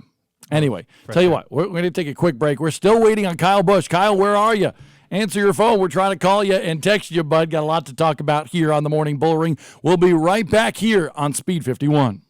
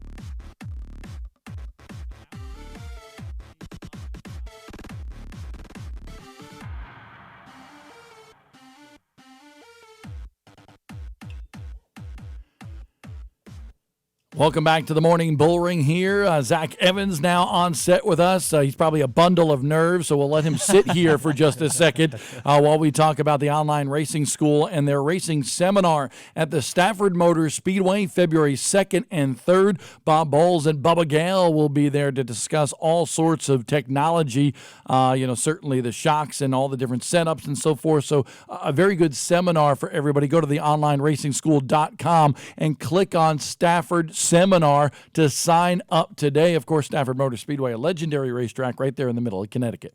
Sometimes you got to do some learning. Yes. You're learning all the time. Just ask Kyle Busch, and we would if we get him on the hotline. Right. And we're trying. Yeah, Bubba Pollard, doesn't matter who, or on the dirt, Scott Bloomquist, Jonathan Davenport. Racers are always learning, and Zach, we know you're learning as well. Yes. By the moment. Literally, for making my TV debut. Apologies to everyone having to look at my face right now on Facebook or on speed51.com. Well, all of us in the morning, it's like you wake up with, Casey and Bob, and it's whoa, Bob and Beeve, and it's just one of those deals, it's difficult for people. I'm sure they need a little coffee to kind of get the nerves calmed down. I've never been much of a coffee guy. Me neither. I've always been a coffee guy. I know. Yes, we see Black that. coffee. I used to drink coffee loaded up with cream and sugar, and then I started doing like a no carb kind of thing, no carb, no sugar. Then I stopped drinking coffee altogether, and then I was like a zombie. So I'm like, all right, I need to start learning how to drink coffee black, and then I did, and now I love black coffee. Black coffee. It's an acquired taste. But now you have none. I'm fresh out. Yours is empty. My water cup, I can fill it right away. It's not, got not a too Red much Bull trouble. if you want. No. All I don't want my heart to explode. Yeah, exactly. Yeah, because black coffee is so much better. Listen, and just that voice of God is Mark Keeler. Let's show him. There's Mark There Keeler. it is. And Tom Tom Ryan in the Ryan. background there. You see our PFC breaks That was banner creepy. back there. We need Tom Ryan with like a wireless mic. Yeah, and I was just told, by the way, by Chris Dilbeck, that we will be we will be discussing the Sponsor Me PFC 19 program and the actual official candidates that are going to be in there, the people that actually win the award. Right now, we've narrowed it down to 25, and it was a little contest online. But next week on the Morning Bullring, we will be talking about those Sponsor Me PFC 19 10 candidates that will be part of the program in 2019. And what exactly is the program? Go ahead and explain it to everybody. The program is basically, at PRI, it was announced, I think it's for the third year, that you will have an online contest to see how many times you can use the hashtag SponsorMePFC19. And then after that, they will narrow it down to 25. And they had a big evaluation down in South Carolina last week. They had the entire program together with a lot of people deciding on what 10 are going to be in that program. And they receive a product certificate for being part of that program that goes towards a purchase of the PFC break program. So that's kind of what it's all about. And it's a really neat deal, and it comes with some notoriety, some recognition on Speed 51. Cool program. Chris Dilbeck, Adam Kaiser, everybody there at PFC really giving back to the entire short track community. And the interesting thing is if you think about this, what about, maybe Chris Dilbeck can text me if he's listening this morning, let me know. I think it was like 7, 8, 9 years ago. PFC was not a big player in super late model racing, and now they have more than 50% of the starting field in the Snowball Derby. That's impressive in such a short period of time. Yeah, absolutely, and it goes along to show their product. Not only that, but just like you said, they give back to the racing community, and I think that's why a lot of people invest in their product, not only because of the advantage they get on the racetrack, but just because they do so much for the sport. All right, we have Wilton Maxey asking a question to us, and that question on our social media is, what is the difference between an SK modified and a NASCAR Tour modified? Well, I've been out of that scene for a long time, but back in the day, it had. Where's Connor Sullivan when we need? Yeah, where's Connor? Have Connor Sullivan dial him up right now, because I want to make sure that we're right. I know it has to do with engine, carburetor, and I believe the tire as well. So we're going to try to get Connor Sullivan here on the Morning Bullring. We are actually waiting for Kyle Busch to call in. We have Christopher Bell, the Lucas Oil Chili Bowl winner, at the top of the hour. So we're going to keep on trying Kyle. We talked last night, and he was coming on the show, but who knows? Maybe after that ball game last night, maybe he's just sleeping in a little bit. Maybe he's got some meetings at Joe Gibbs Racing. Who knows what? Kyle, we were trying to get a hold of you. Somebody text Kyle as well. We're texting him right now. We've got Connor if we want an answer to that question. Connor Sullivan making his Morning Bullring debut. Condog. How you doing, Condog? I'm doing good. It's a little chilly out here this morning in Connecticut as well, but sunny, beautiful. Sunny and beautiful. Okay, how much snow on the ground? We got about half a foot. Half a foot yesterday. That's 6 inches, by the way. Yeah. Thank you for the conversion. Not like Darrell Canfield. And there's Connor Sullivan. You can join him on Twitter. Follow him. Connor Sullivan. No, it's Connor51CT is his Twitter handle. That monitor is too far away from me. You need your glasses on. I do. Actually, it's really small. I could see his name, Connor Sullivan, but I couldn't see the fine print below that. But Connor, settle the dispute for us. So we wanted to call the expert. So we're calling you. What's the difference between a NASCAR Wheel Modified Tour car and an SK Modified? I thought it was tire back in the day, carburetor, and maybe the engine as well. Nothing to do with the tires so much anymore. They run the same tires, but yeah, you're right. On a Tour Modified, it's a 4-barrel carburetor. On the SK Modified, it's the 2-barrel carburetor. And I believe also the SKs run a slightly lower compression ratio as well. There you go. So give us a little preview of what since you are our Northeast editor for Speed51.com, give us a little preview of what we're going to see this year in the Northeast. Well, we got a lot coming up this year, of course. The NASCAR Wheel and Modified Tour, they got not one but 2 races down south to start the season. Of course, they'll be back at Myrtle Beach, South Boston Speedway, also in Virginia. But then, of course, things get started on Icebreaker Weekend, as you mentioned. Again, it's going to be cool to have the past Super Late Models back there. But, of course, it's all about the mighty Modifieds at Icebreaker Weekend. You're also going to have the Valente Modified Racing Series getting started. Also that weekend, of course, you'll have the Spring Sizzler at Stafford at the end of April. But tell you one thing I'm looking forward to is the new Bullring quarter-mile Bash Challenge up at White Mountain Motorsports Park and Thunder Road this summer. I think that's going to be a great show. Yeah, the Bullring Bash is going to be fun. And I know, Connor Sullivan, you are so excited to go south. First, you're going west to the Winter Showdown, but then you get to be with your mighty Modifieds there at New Smyrna Speedway during the World Series of Asphalt Stock Car Racing, February 8th through the 16th at New Smyrna Speedway, just in the shadows of Daytona International Speedway. You're rooming with old Casey LaJoy there in the beach house. Casey is pumped up for that because he wants to hear some Connorisms. Yeah, I almost saw Connor get his eye blown out at Speed Weeks last year. A late model. Is that a direct quote? Story. Yeah, a late model fired up, and we were sitting on the wall. We were waiting for the race to get going. That was 2 years ago. 2 years ago? I'm remember, pretty sure it was 2 you years almost ago. lost an eyeball because a late model fired up, and it hit you right in the eye. And you were quite flustered. It stung, man. It really stung. It more surprised me than anything else. I think that was the big thing to come out of that. But hey, I'll tell you what. The tour type modifieds, they got around 30 cars last year. One of the biggest fields we had in 25 years. And tell you what, yeah, I think we're shaping up for another great field this year. And Brandon mentioned it earlier. I think the biggest surprise has got to be Doug Kobe making his first ever full week start there. He did run back in 2014 in the Richie Evans, but that's the only time he's been down there. I'm going to be very interested to see what kind of performance he can put on. Connor Sullivan, the wealth of knowledge. Oh, Connor, I'm glad to have you on this morning. It's been a while. It's been since Snowball Derby, I think, since I talked to Condog. Casey's struggling, so he needs help. I was, yeah. Well, hey, Connor, we appreciate you coming on the OnlineRacingSchool.com hotline this morning. We always appreciate the insight that you bring, especially in the modified world. Oh, it's always great to be on. And, hey, I'm looking forward to seeing you guys over the next couple of weeks, first with the Winter Showdown and, of course, at the World Series at New Smyrna Speedway. And Condog also loves himself some New Hampshire Motor Speedway. Connor Sullivan on the OnlineRacingSchool.com hotline this morning on the Morning Bullring. And, by the way, Kyle Busch just texted. He said he apologizes. He's a little bit late this morning. We're going to do an interview with him right about 9:15.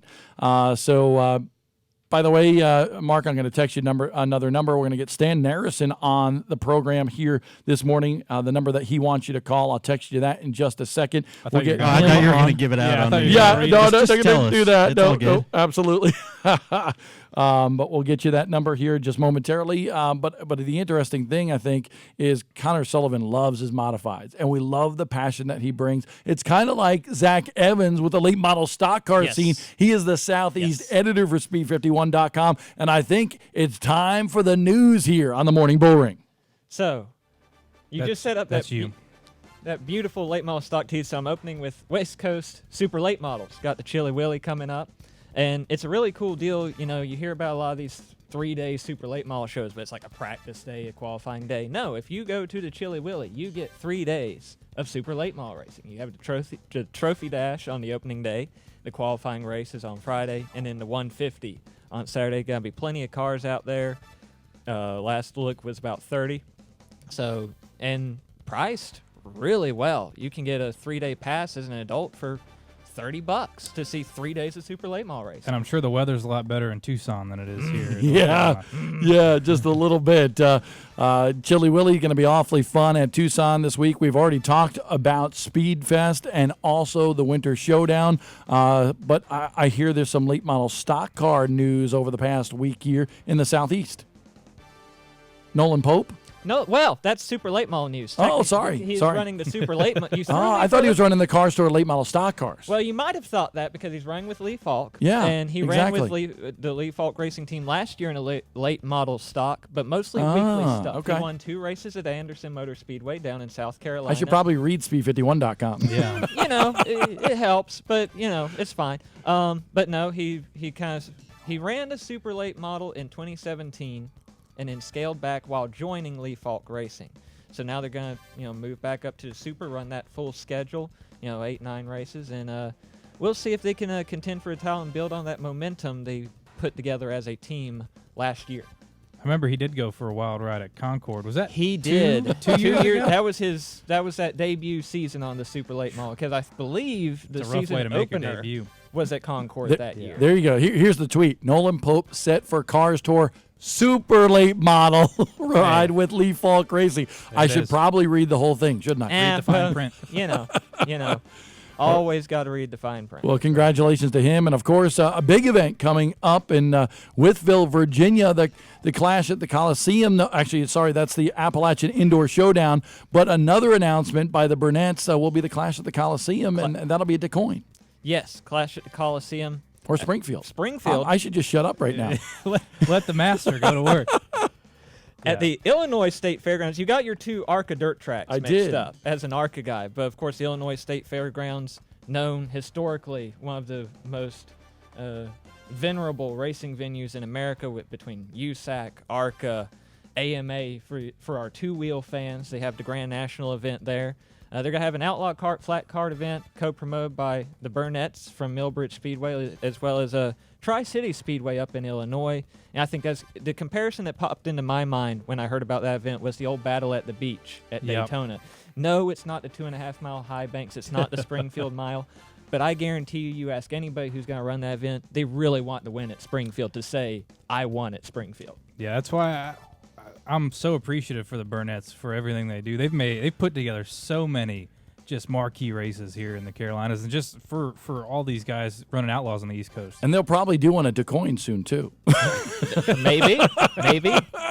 Clash at the Coliseum, March 22nd and 23rd. That'll be a lot of fun at the Illinois State Fairgrounds in Springfield, Illinois. And, of course, the Appalachian Indoor Showdown will be in Wytheville, Virginia, and that's coming up on February 23rd. That's a Saturday as well. By the way, got a couple social media mentions here. Mike Twist just chimed in and said, remember, SK Modified is a trademark term that only applies to Stafford Motor Speedway and approved only by Stafford Motor Speedway to use. So he's right, absolutely. They call them Sunoco Modifieds there at Thompson Speedway. So that type of race car, he says, is known as the weekly modified for the New England Short Track Showdown. That will be at New Hampshire Motor Speedway. So thank you, Mike, for listening and watching this morning on the Morning Bullring.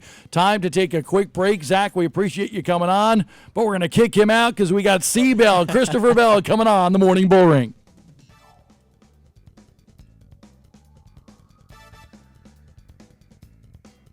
The secret is it's quicker. Chris Ferguson will take the chips home. He'll win it. PFC Brakes. More championships than any other. From late models to modifieds on pavement and dirt. With at-track service like no other. Success means no compromises. A 5th win of the year for Ty Majeski. He'll take it. Lighter, stiffer, cooler, quicker. PFC Brakes. The secret is it's quicker. Speedfest returns to Chris Motorsports Park in Cordell, Georgia on Friday, January 25th and Saturday, January 26th. It's a late model extravaganza with supers and pros in the Champion Racing Association, plus legends, bandos, pro trucks, and the Wheelman Series. Yes, we need it. Qualifying starts on Friday with a 50-lap main events for pro trucks and the Wheelman Series. And on Saturday, it's the big show with 2 races for late models. County Raceway.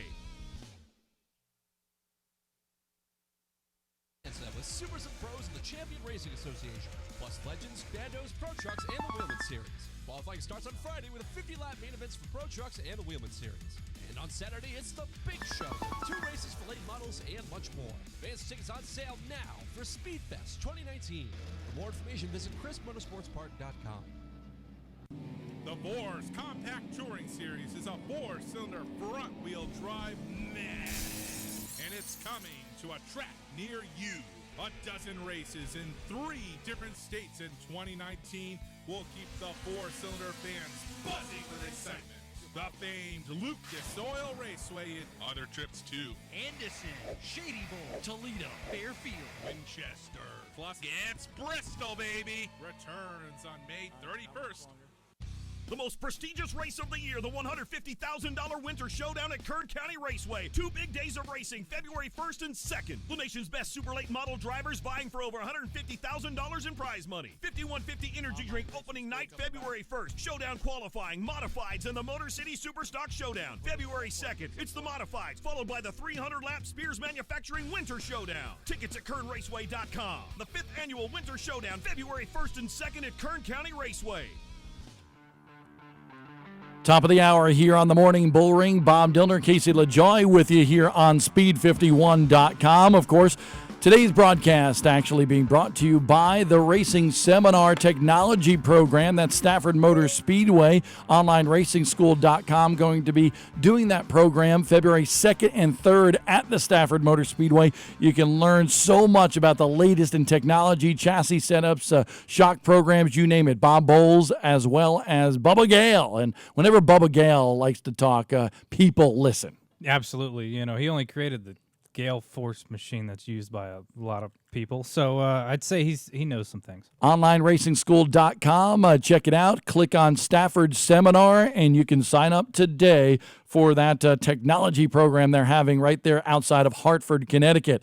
But now on the OnlineRacingSchool.com hotline, we have the man and the legend now of the Chili Bowl. Of course, the big winners Saturday night at the Lucas Oil Chili Bowl Nationals presented by General Tire. Christopher Bell, how you doing, buddy?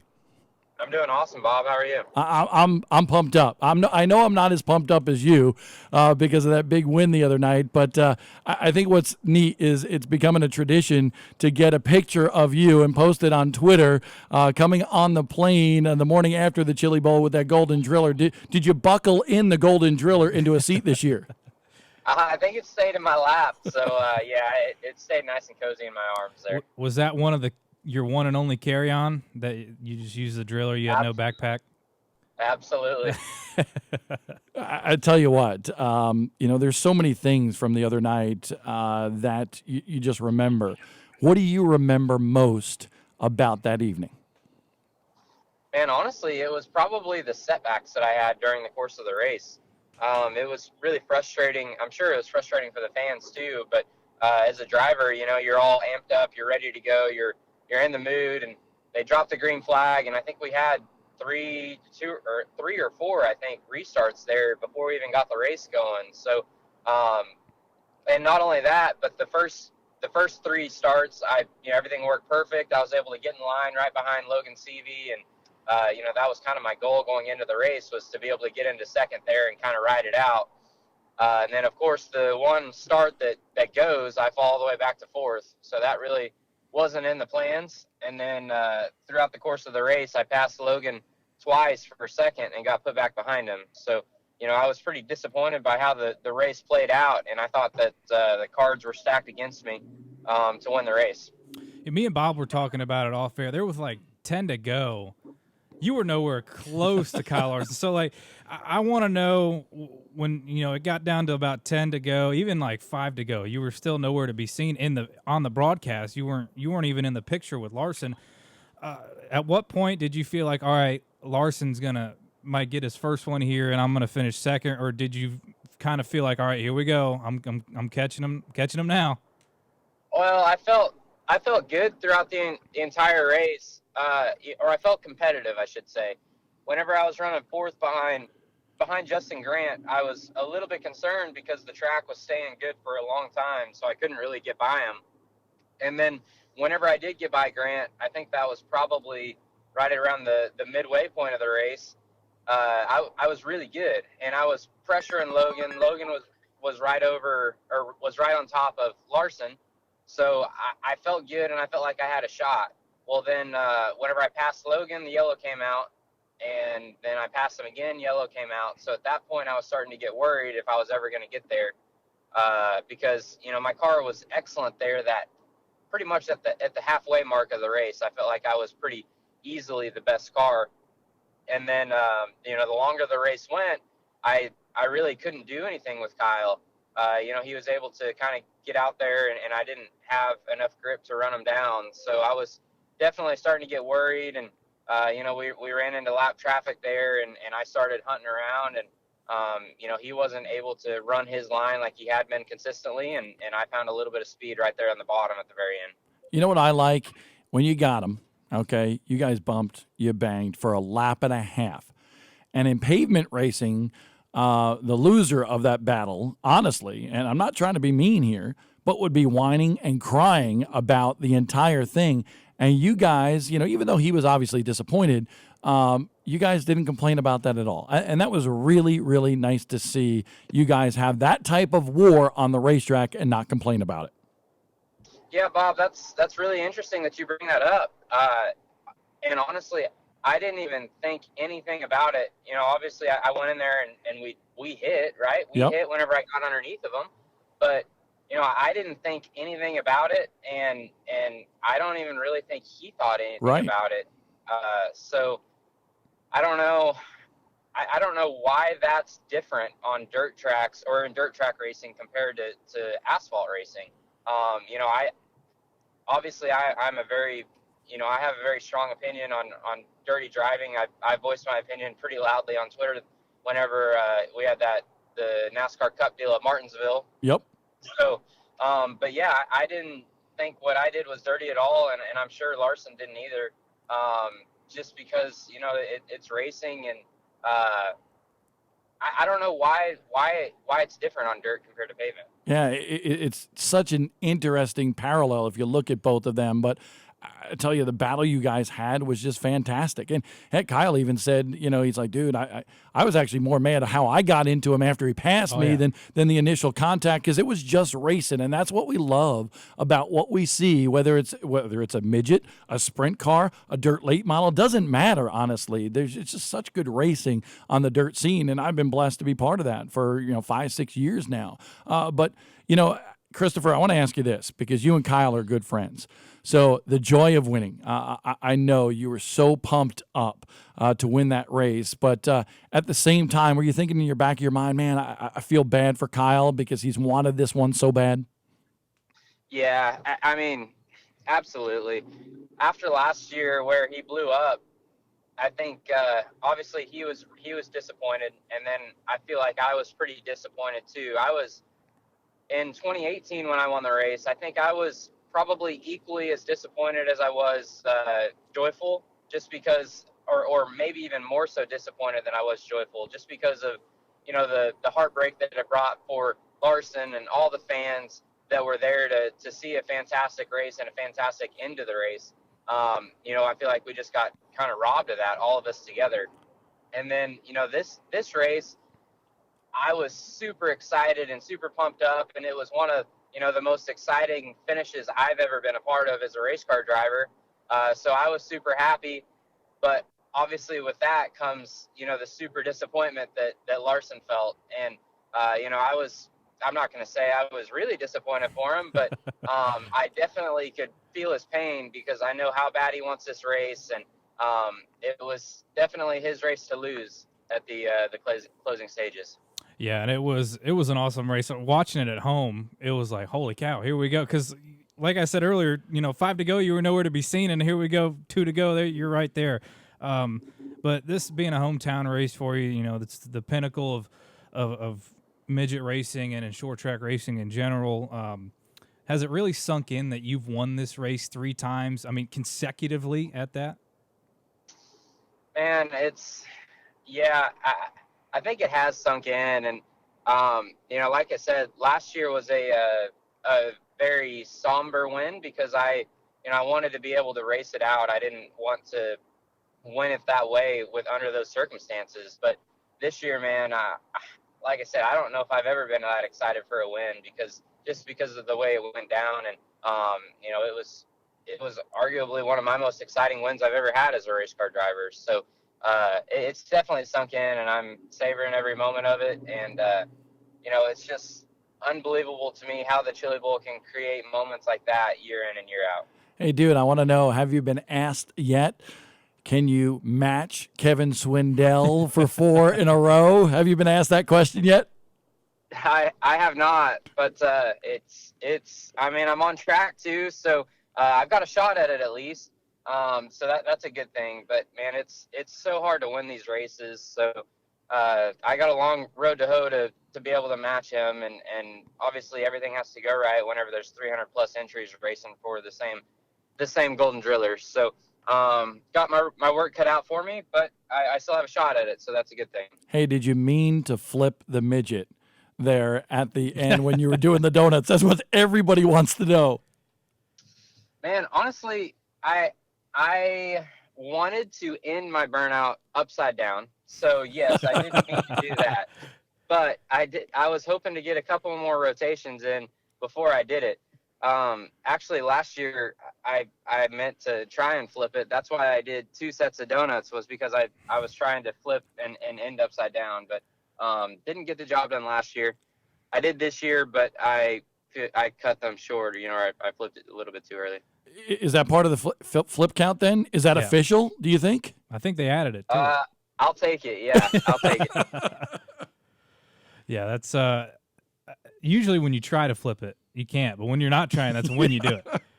Right. Yeah, that's how I was last year. I was trying to turn that thing over, and I couldn't do it. All right, Christopher Bell, we just appreciate you coming on the program. I'm not going to take too much time. And I know now you go to the NASCAR program, so we wish you the best of luck in the NASCAR races. Actually, I will ask you one more question. Any more short track races coming up for you this year other than your NASCAR stuff? Yeah, I'll be kind of doing a similar schedule to what I did in 2018. Probably, I don't know, in between 20 to 30 dirt sprint car races and midget races mixed in there. So I might be at Volusia for the speed week there before we go to Daytona. And then from there, I don't really know what my dirt track racing schedule is, but I'll definitely be out and about. Awesome. Congratulations to you. I was in a state of disbelief, seeing Kyle Larson have that lead and then you guys battle. It was just unbelievable, the experience that people have. Not just you carrying that Golden Driller for a 3rd straight year, but the fans that either if they're there or they're watching on MAV TV, it's an awesome experience with that Chili Bowl. Yeah, thank you. You got it. Congratulations to Christopher Bell, now a 3-time winner of the Lucas Oil Chili Bowl Nationals, presented by General Tire in Tulsa, Oklahoma. Good to have him here on the Morning Bullring. And like I said, what you saw there and the range of emotion, ABC used to say the thrill of victory and the agony of defeat. We certainly saw that between Christopher Bell and Kyle Larson the other night. Yeah, they cut that shot right to Larson, and you could just see complete devastation on his face. It's what that race means to him, and he hasn't got it done yet. I think, he feels like everybody, like Dale Earnhardt and Bubba Pollard, all those guys that they're looked up to in the sport as to be the best in the business, but they haven't won the biggest race yet. And it's almost like the longer you go, the more it weighs on you. Well, I'll tell you what, he had a phenomenal night, phenomenal donut flip, and who knows what's going to happen. Could he match Kevin Swindell? He certainly could. He's the favorite already going into the 2020 version of the Chili Bowl. I'll tell you what, we're going to take a quick break here on the Morning Bullring, the KB Show. Yes, Rowdy himself, Kyle Busch, coming on the Morning Bullring next to talk short track racing.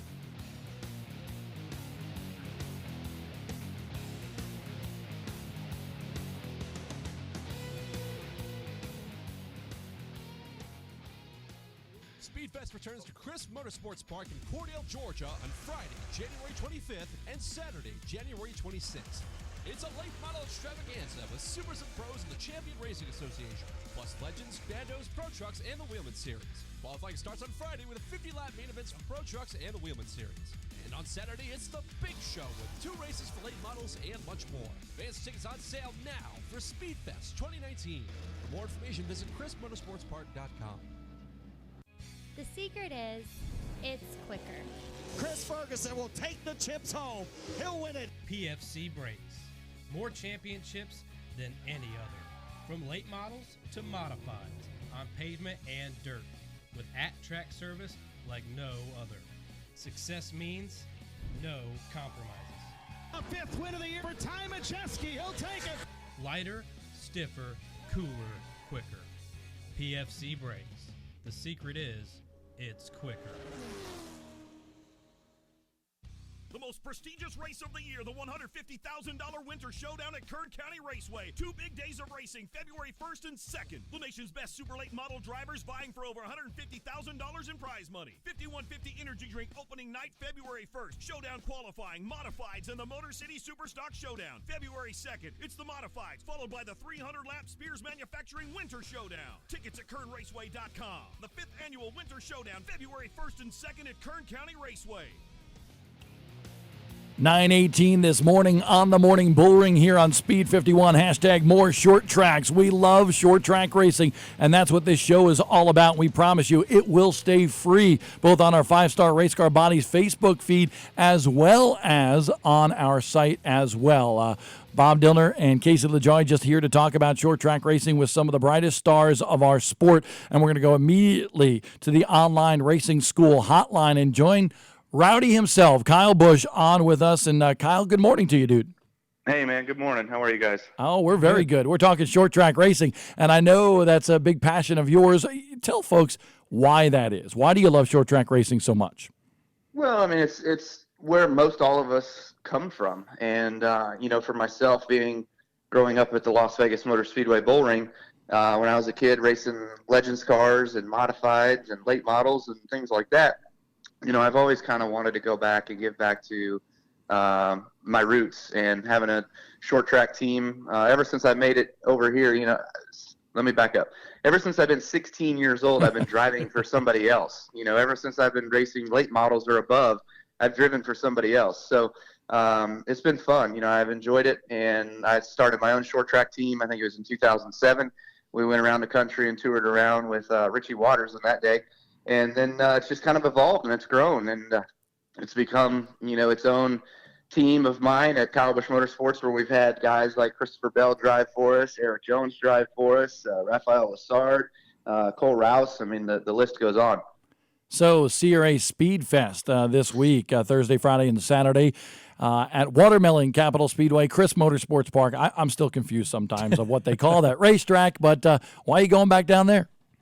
Well, it's the beginning of the year, Thought about kind of going back out to Kern. We won that race last year. It's a really, really awesome facility, and everybody out there does such a fantastic job. The Collins and all that run that joint and run the series of the SRL Spears Series. It's really fun to go out there and compete in that event. But just with travel and with this being on Super Bowl weekend, and not necessarily having a super late model team anymore these days. We can get more into that, but it just didn't make sense. So we thought, going to Cordele and just going down the road here to Georgia would be a bit closer, a bit easier, and go back there and have some fun. Kyle, somebody commented on our 5-Star Race Car Bodies Facebook page, and they said that 2 years ago, I don't know if that's accurate, but 2 years ago when you visited Speedfest, you actually ended up in the watermelon patch. Is there any truth to that?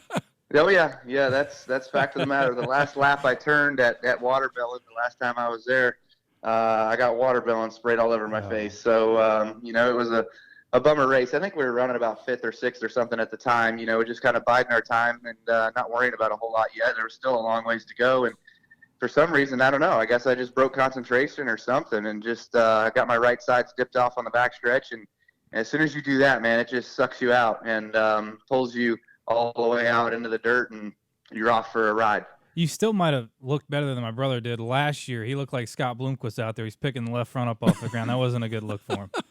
I seen that. I remember that. Yeah, it was quite interesting. I was wondering if that setup trick was actually going to work for him or It did not. But, I can tell it you. ended up not. Yeah. We turned every bolt on that car. It did not work. And for those that are watching or listening this morning, the reason why Kyle and your brother wound up out there is because there's no wall. The wall ends in turn 1, I think it is. More go into 1 just a little bit, but there's no wall in turn 2 all the way down until you get to turn 4. So, and there's a watermelon farm basically out there. But Kyle, just rest assured, I believe they're going to keep you from going too far out because there's a tire barrier down there now. If you wind up doing it. Well, you're still carrying enough speed over there, and there's no way you're going to be slowing down very well in the dirt with slick tires. Trust me, I was trying. I was downshifting. I was grabbing plenty of brake. Nothing worked. So once you get out there, you're pretty much just along for the ride, and you're screwed. Okay, before we let you go on that, how messy was the uniform then from going into it? Well, fortunately, the cockpit's pretty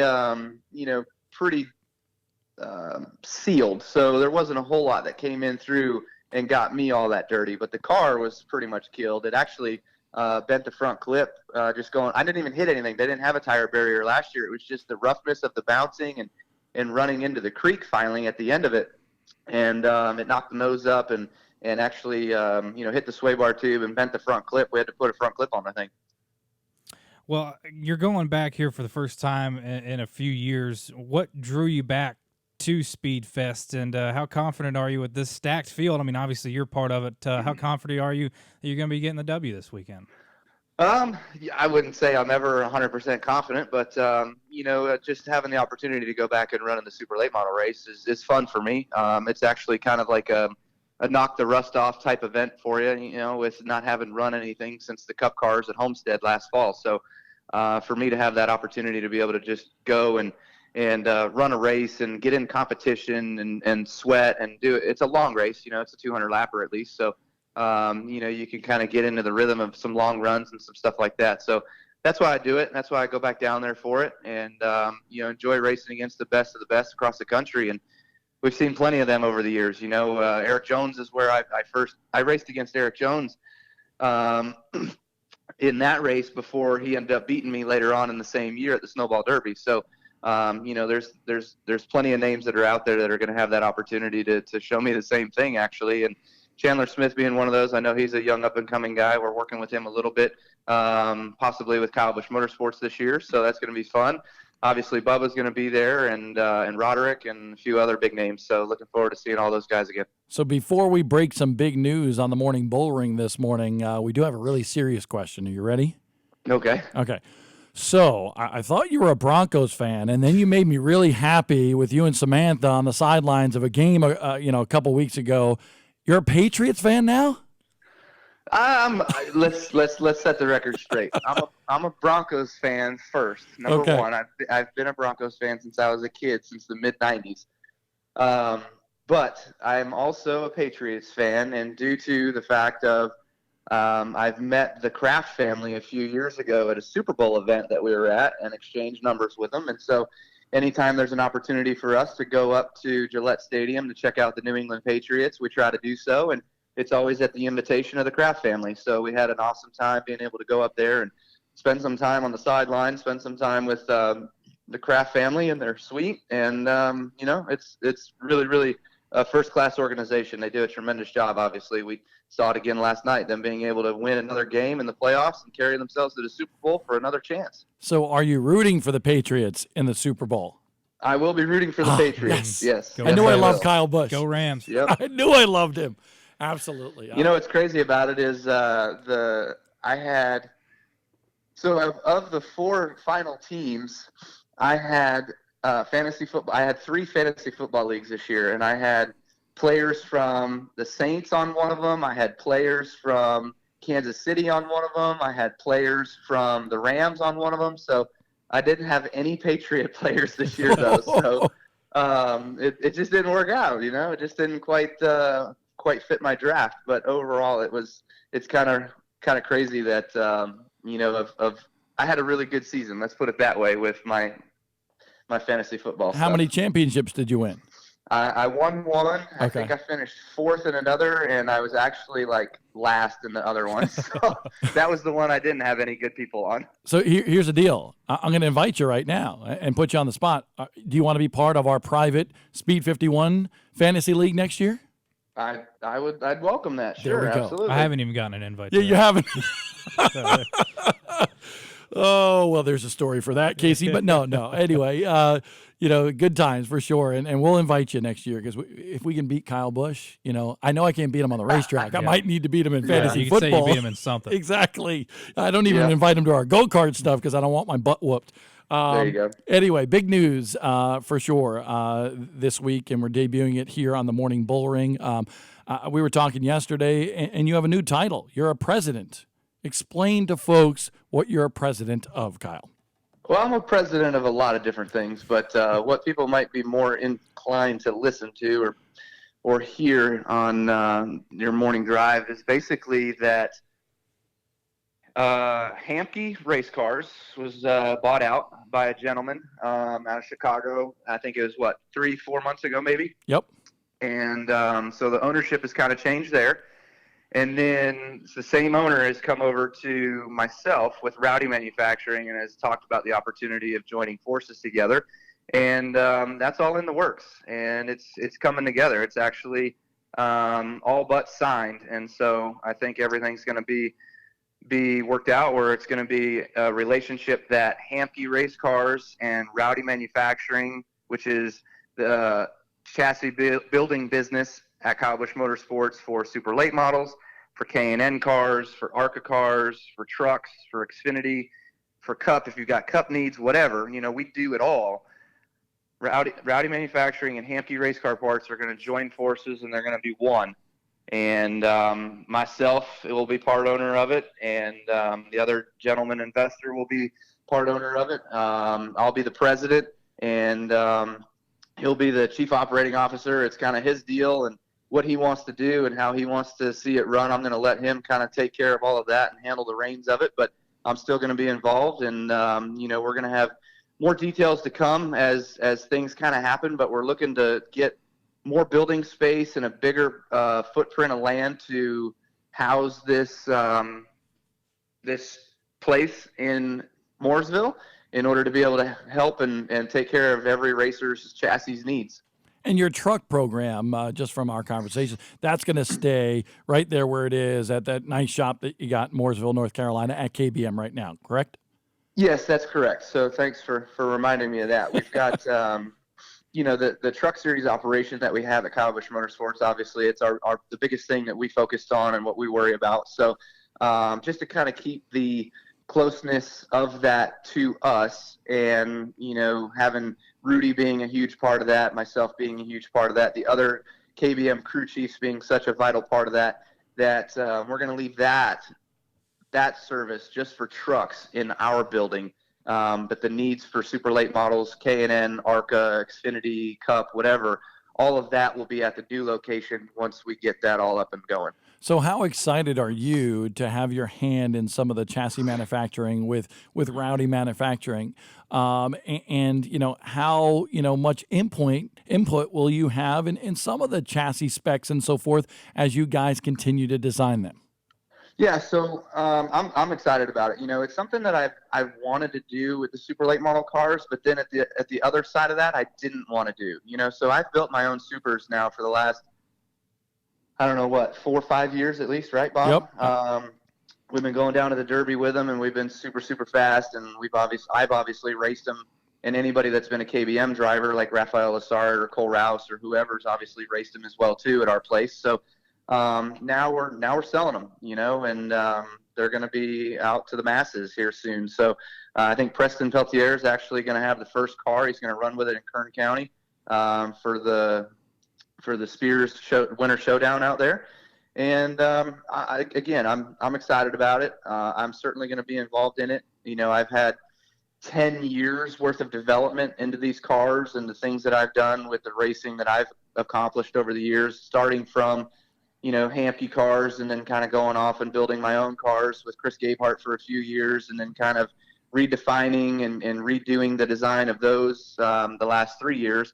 to what we have to today. So I'll still be an integral part to that. Our other guys that are working over there at Rowdy Manufacturing will be an integral part of that as well too.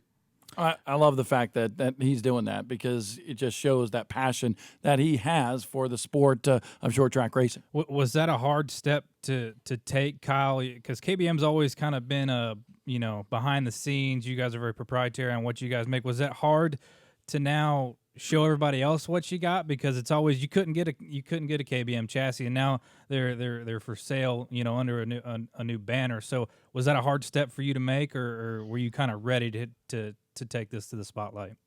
Yeah, I mean, it was a hard step. It's just like what you said. There was a time and everything where I wanted to keep everything to myself. I wanted to keep it all and keep it to the drivers that were at Kyle Busch Motorsports. But it's crazy and kind of funny sometimes how things work out. But the crew chief we had at Kyle Busch Motorsports with Cody and some of the other late model guys that we had, they left at the end of the year after the Snowball Derby was over. They left and they went to go work at Hampke's, basically, in building new cars. And myself and the owner, we weren't quite done or had talked actually about doing any of this yet, but it's kind of come together quite quickly since the Derby got over, and we're going down this path. So why I say it's kind of funny the way things work out is when Cody left and I didn't necessarily have any drivers lined up for next year, it was kind of like, okay, well, I don't have a late model team anymore, so I guess I'm shutting this thing down, So I got all the cars and everything's still sitting there, and so that's why myself and Rudy, my truck crew chief, are just going to go have some fun and go race a few late model races this year. But I will not have a Kyle Busch Motorsports team for the foreseeable future. I mean, it could happen in 3 months if all of a sudden somebody came to me with tons of money and I could find a crew chief to go do the deal. But obviously, it's just not in the cards right now. So with my team shutting down, and then with all of this kind of going on with Rowdy Manufacturing and Hampke and all the talks with that, I thought it was, well, maybe this is the time. Maybe this is kind of the sign that it shows, like, hey, we can let these things out of the bag, and they're a tried and true product. They're fast, and you just look, any car is fast. It's all a hunk of metal. You just got to figure out how to tune it and make it fast. So there's other chassis manufacturers out there that are just as good as us, but I'd like to think that ours have a bit more than others, and hopefully that stays true. Sitting here and just thinking and talking a little bit, and I wondered, when I met you, I think you were 15, and you were running there, the late models, and then dabbling around. You tried the truck thing, and then NASCAR changed the rules because of you. I said that, not him. But then you went to ASA, and we got to know each other a little bit there. But I think about things back then. I'm like, well, that kid never was a businessman. And Kyle, you're a racer, but now you're a business guy. You got KBM, you got Rowdy Manufacturing now, and a lot of stuff that you do on a personal standpoint. When did you ever put that business hat on? When was the first time that you thought, okay, hey, let me develop some businesses?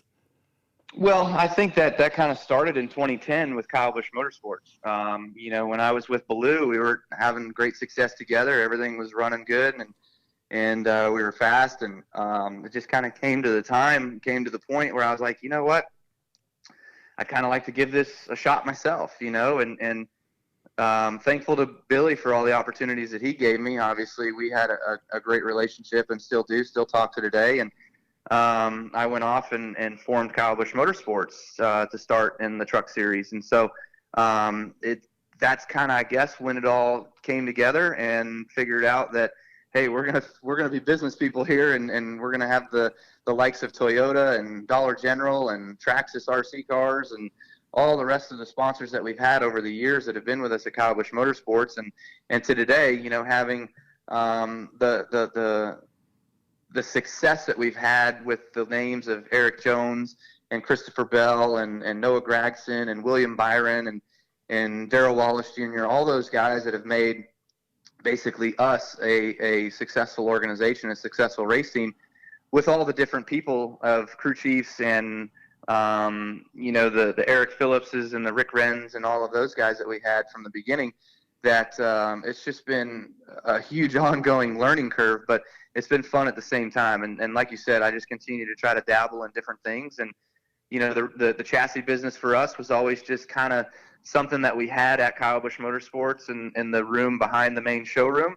And it never was necessarily a huge moneymaker. I never took it to that next level of having it being a, let's call it a professional chassis building business. And, you know, now that I've gotten a partnership with another gentleman that takes the same initiative that I do, that wants to have things that are successful and make money and grow, that's where we're gonna be. So that's where we're gonna go. And we'll have more details on that on speed51.com very soon. Kyle, you know you're smart, but you're crazy as well. I've never been told I've been very smart, so you gave me a little bit there early. Yeah, and of course this weekend Kyle Busch will be competing at Chris Motorsports Park, CRA Speedfest 2019, and if you want to watch that, you can watch that as a premium member of Speed 51 on Friday for some of the practices as well as qualifying, the Wheelman Series, the Pro Truck Series, and then on a pay-per-view broadcast on Saturday of all the racing action between the Pro Late Models and the Super Late Models. Kyle, you're going to be running that Super Late Model version, and I know you're a big fan of all the broadcasts that we have here on Speed 51. Absolutely. You guys are amazing. I love the coverage that you guys do at each and every one of your events that you're at. And of course, I followed along intensely with the Snowball Derby coverage. And it was awesome to see my team be able to go out there and have a successful day with Noah Gragson bringing home that Snowball Derby trophy. So appreciate all what you guys do and the coverage that you give to local short tracks across America. Hey, let's give a shout out to Noah Gragson too before I let you go. Tell folks what he did for the team members there. In his final, swan song, basically, for your team as he won that Snowball Derby. What did he award all the team members? Yeah, so normally after every single time we win the ring races, we call them, a couple of races in the trucks are ring races. And then, of course, the Snowball Derby that we run is a ring race as well, too. So I go out and I buy all the team guys the rings that match what the driver gets from that event. But Noah took it a step farther this year and went out and actually bought Snowball Derby trophies for each and every one of the team members that had an integral part of being a part of his venture down there for winning the Snowball Derby this year. That was really, really awesome. Yeah, that was neat. I saw Marcus Richmond actually tweet that, the Snowball Derby trophy that Noah did. So, Kyle, you got a lot going on. We wish you the best of luck in all those new endeavors, and we wish you the best of luck this weekend at CRA Speedfest 2019. All right, looking forward to it. See you guys down there. Thanks. You got it, Rowdy. Kyle Busch on the morning Bullring this morning on Speed 51. Big development, Rowdy Manufacturing teaming up with another business partner. More to come on that story on speed51.com, and that'll be neat. I like it because it puts another chassis player really heavily into the mix, and now the chassis wars begin in super late model racing. Yeah, obviously, I think Seneca is the big talk. It has been Seneca and Fury. Fury had, when they sweep the nation when they won the Snowball Derby back in 2016, and then Seneca took everybody by surprise with Bubba, and now I think this is going to be huge. Hamke came out with their Sidewinder last year, 2 years ago, I want to say, and now with Rowdy coming in, I think this could be it's going to be three of the big players. Big news on the morning Bullring here on Speed 51. It's 9:40. We're in overtime. We'll be right back with the champion from the Kawicki Driver Development Program in 2018. That man is Brett Yackey.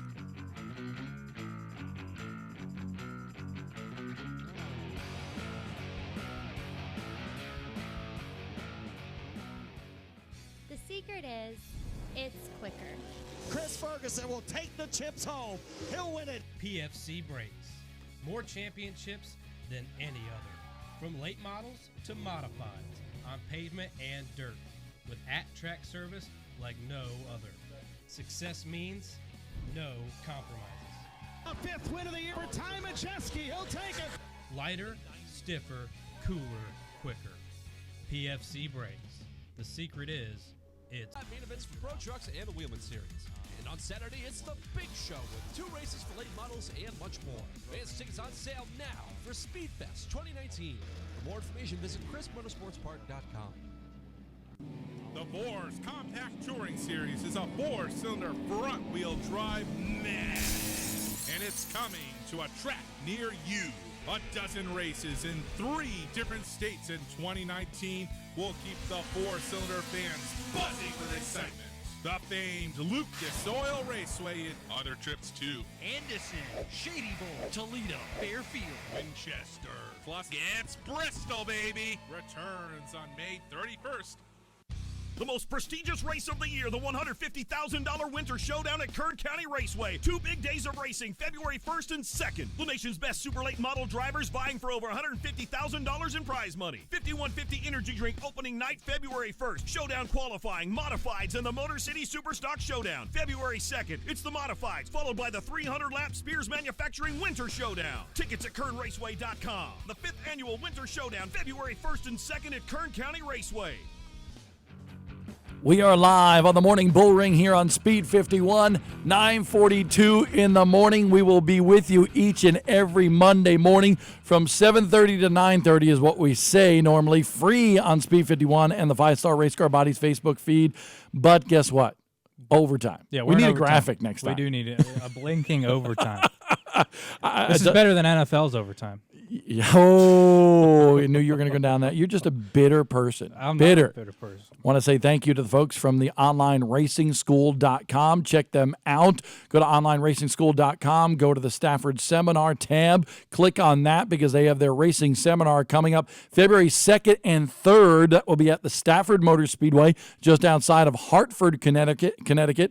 Bob Bowles and Bubba Gale will be there to discuss all sorts of chassis technology, shock technology, and a whole lot more. Cale Gale, former NASCAR Camping World Truck Series winner. Actually, it's not the Camping World Truck Series anymore, is it? It's the Gander Mountain. There you go. No, I got to get it with the times. Gander Outdoors. There you go. Well, he'll be on with us next Monday here on the Morning Bullring to talk all about that program and what drivers, teams, crew chiefs have in store to learn at Stafford Motor Speedway with the online racing school on February 2nd and February 3rd.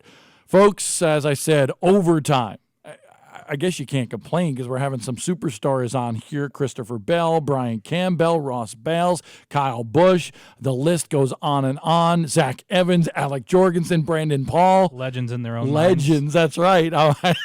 We love having them on here, especially Brandon Paul. He really kind of sets the tone. He is your prototypical perfect editor-in-chief because he's so just straightforward about his approach, and I love how he delivers some of that news. So, Brandon, we appreciate you and everybody else on our Speed 51 team.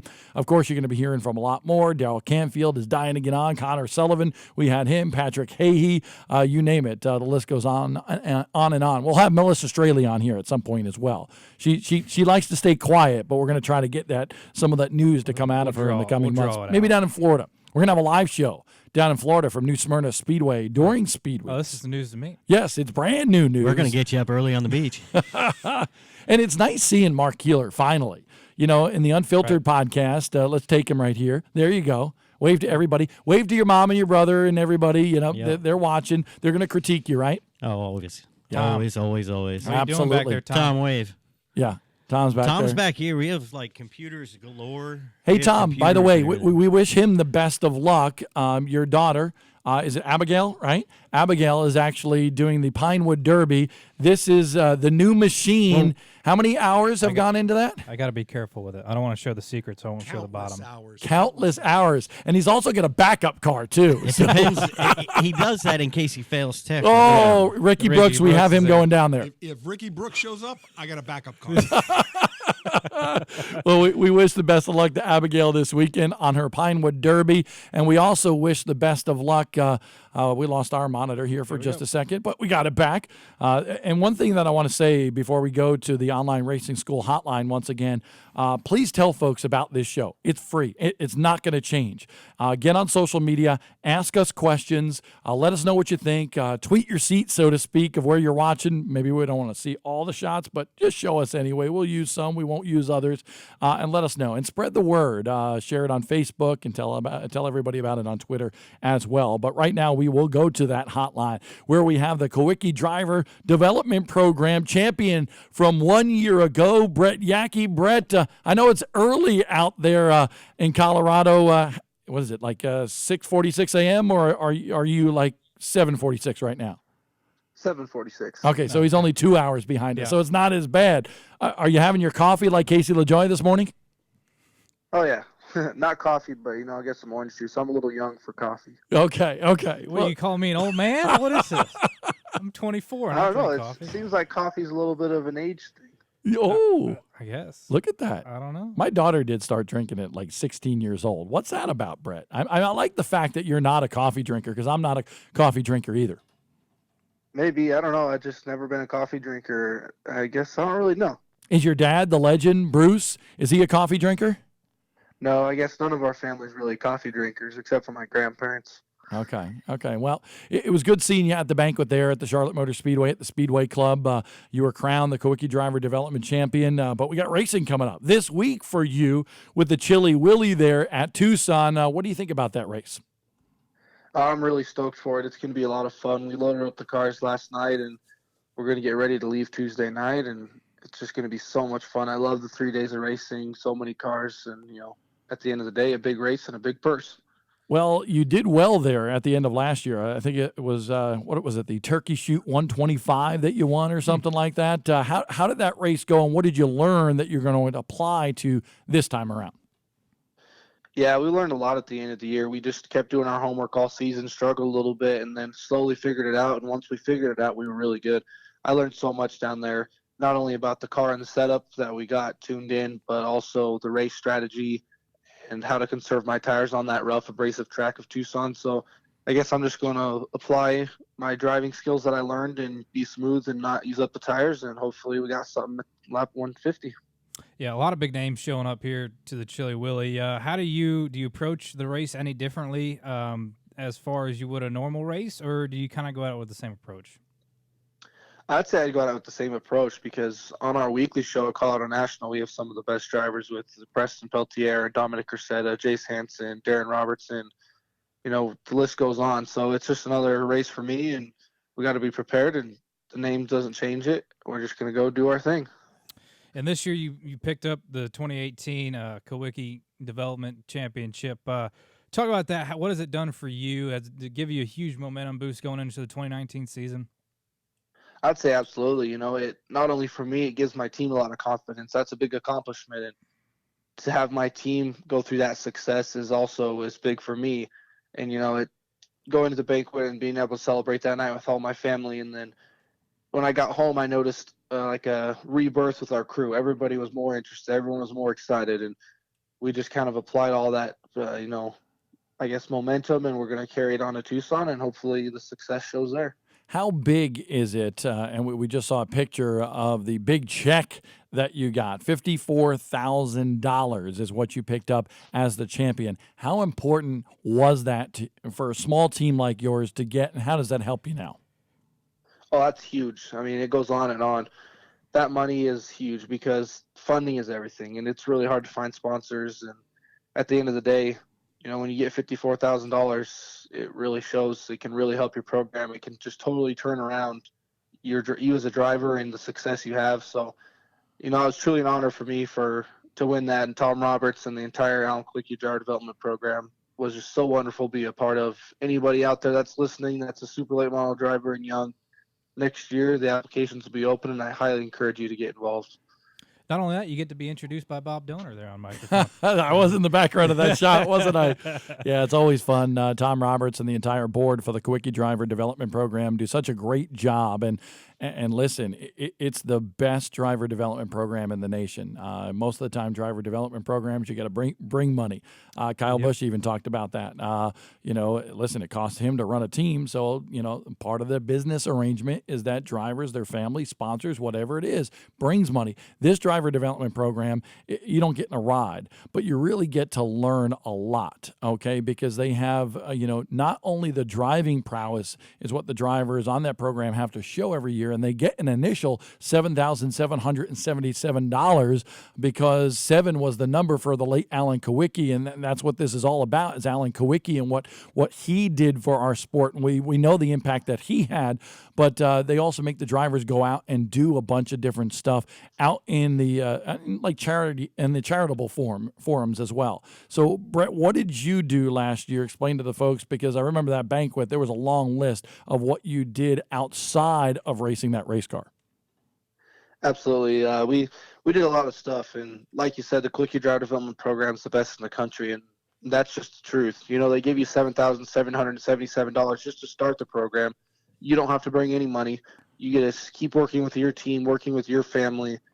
It's not, you know, thousands of dollars or hundreds of thousands of dollars a year just to be able to go out there and, I guess, try to get your name out there. And going beyond that, it does more than just produce you as a race car driver. It also helps you grow. I mean, when I got into it at 17 years old, it really helped me mature because it forced me to get out in the community. It forced me to get on social media.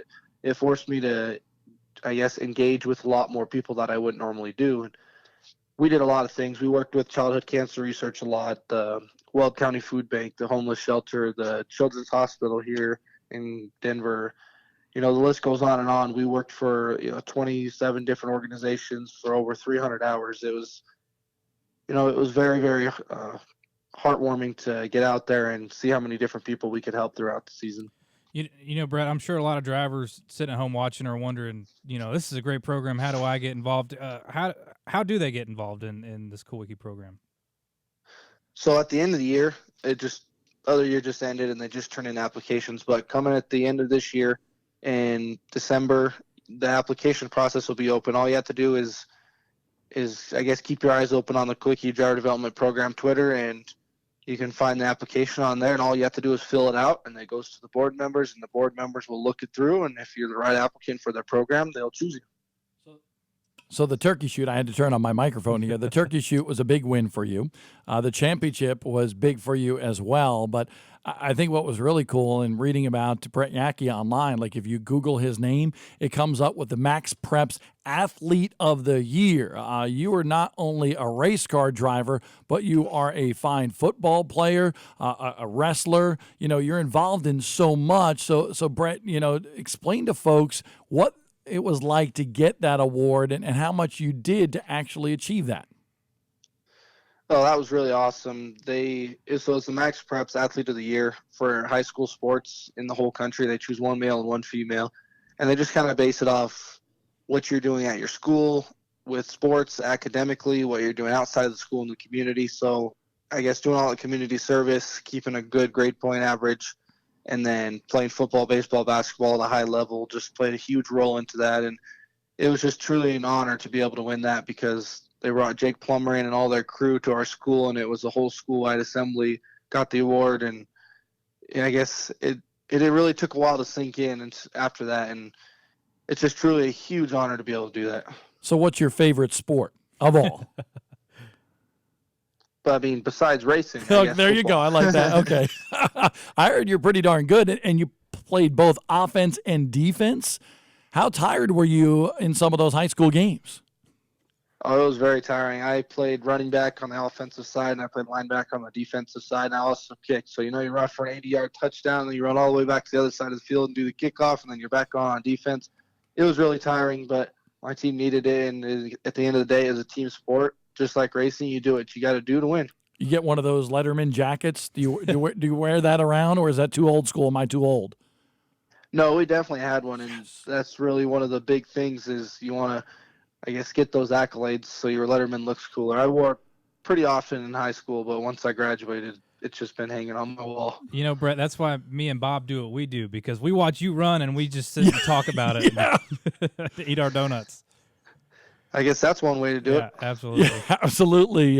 Brett Yackey, we appreciate you coming on the show here. And before we let you go, since you were the Max Preps Athlete of the Year last year, and you won the Kawicki Driver Development Program, and you were both sides of the fence in football star, who are you rooting for in the Super Bowl? Are you a Patriots guy?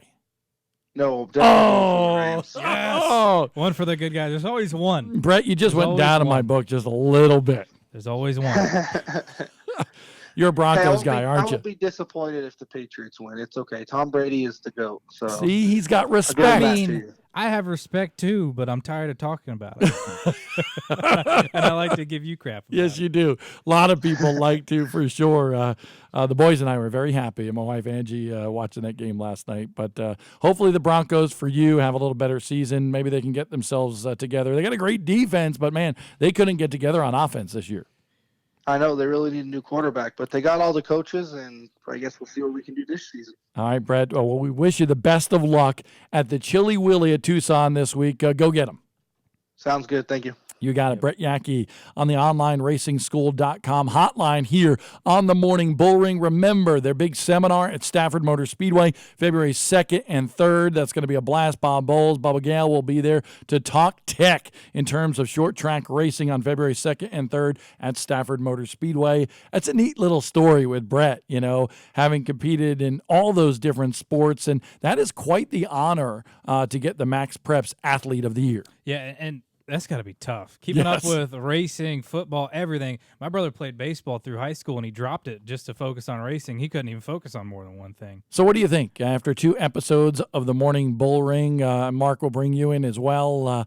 This is a raw show. It's not a double box. It's not meant to be fancy. We're just here to discuss, racing, short track racing, and that's it. We're not going to have many fancy things on this show. We appreciate Tom bringing in some of those graphics and the Twitter and so forth. That's what this is all about. We're going to have Tom loves that stuff. I know. I love it too. It's cool for me rather than see us on the screen all the time. Right. We got a cool set here in Studio 51 in Concord, North Carolina. If anybody wants to come by and be on the show, heck, they can come by if they want. They can call in. Let us know what you think of the show on social media, what you maybe would like to see, what areas of racing you would like to see us venture out into, and have what people you want us to have on, and all those sort of things. We want to hear about it, because this is going to be just kind of like a talk show format. It's almost like that Golick and Wingo show that I listen to on ESPN radio every Monday morning.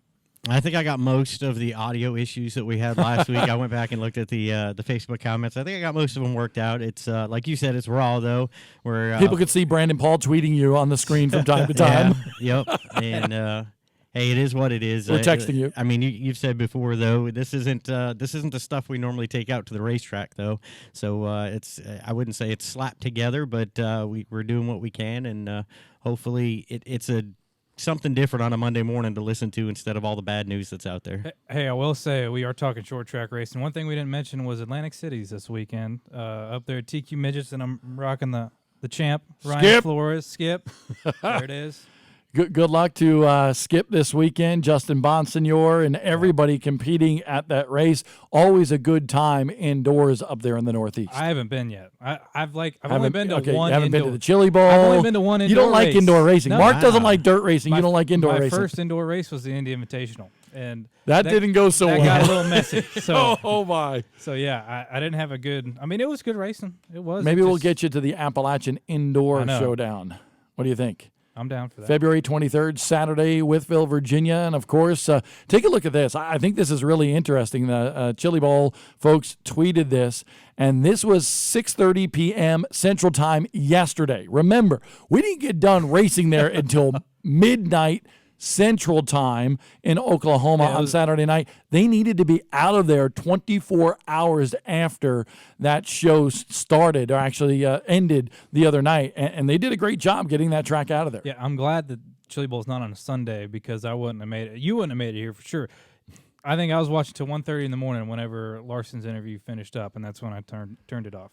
Well, we'll be back next week, 7:30 a.m. on the Morning Bullring. So for Mark Keeler, Tom Ryan, Alec Jorgensen, Zach Evans, Brandon Paul, Connor Sullivan, Casey LaJoy, Blaze Dillner, I'm Bob Dillner. We say thank you for watching here on Speed 51, and we'll be back next week right here on the Morning Bullring. Thank you.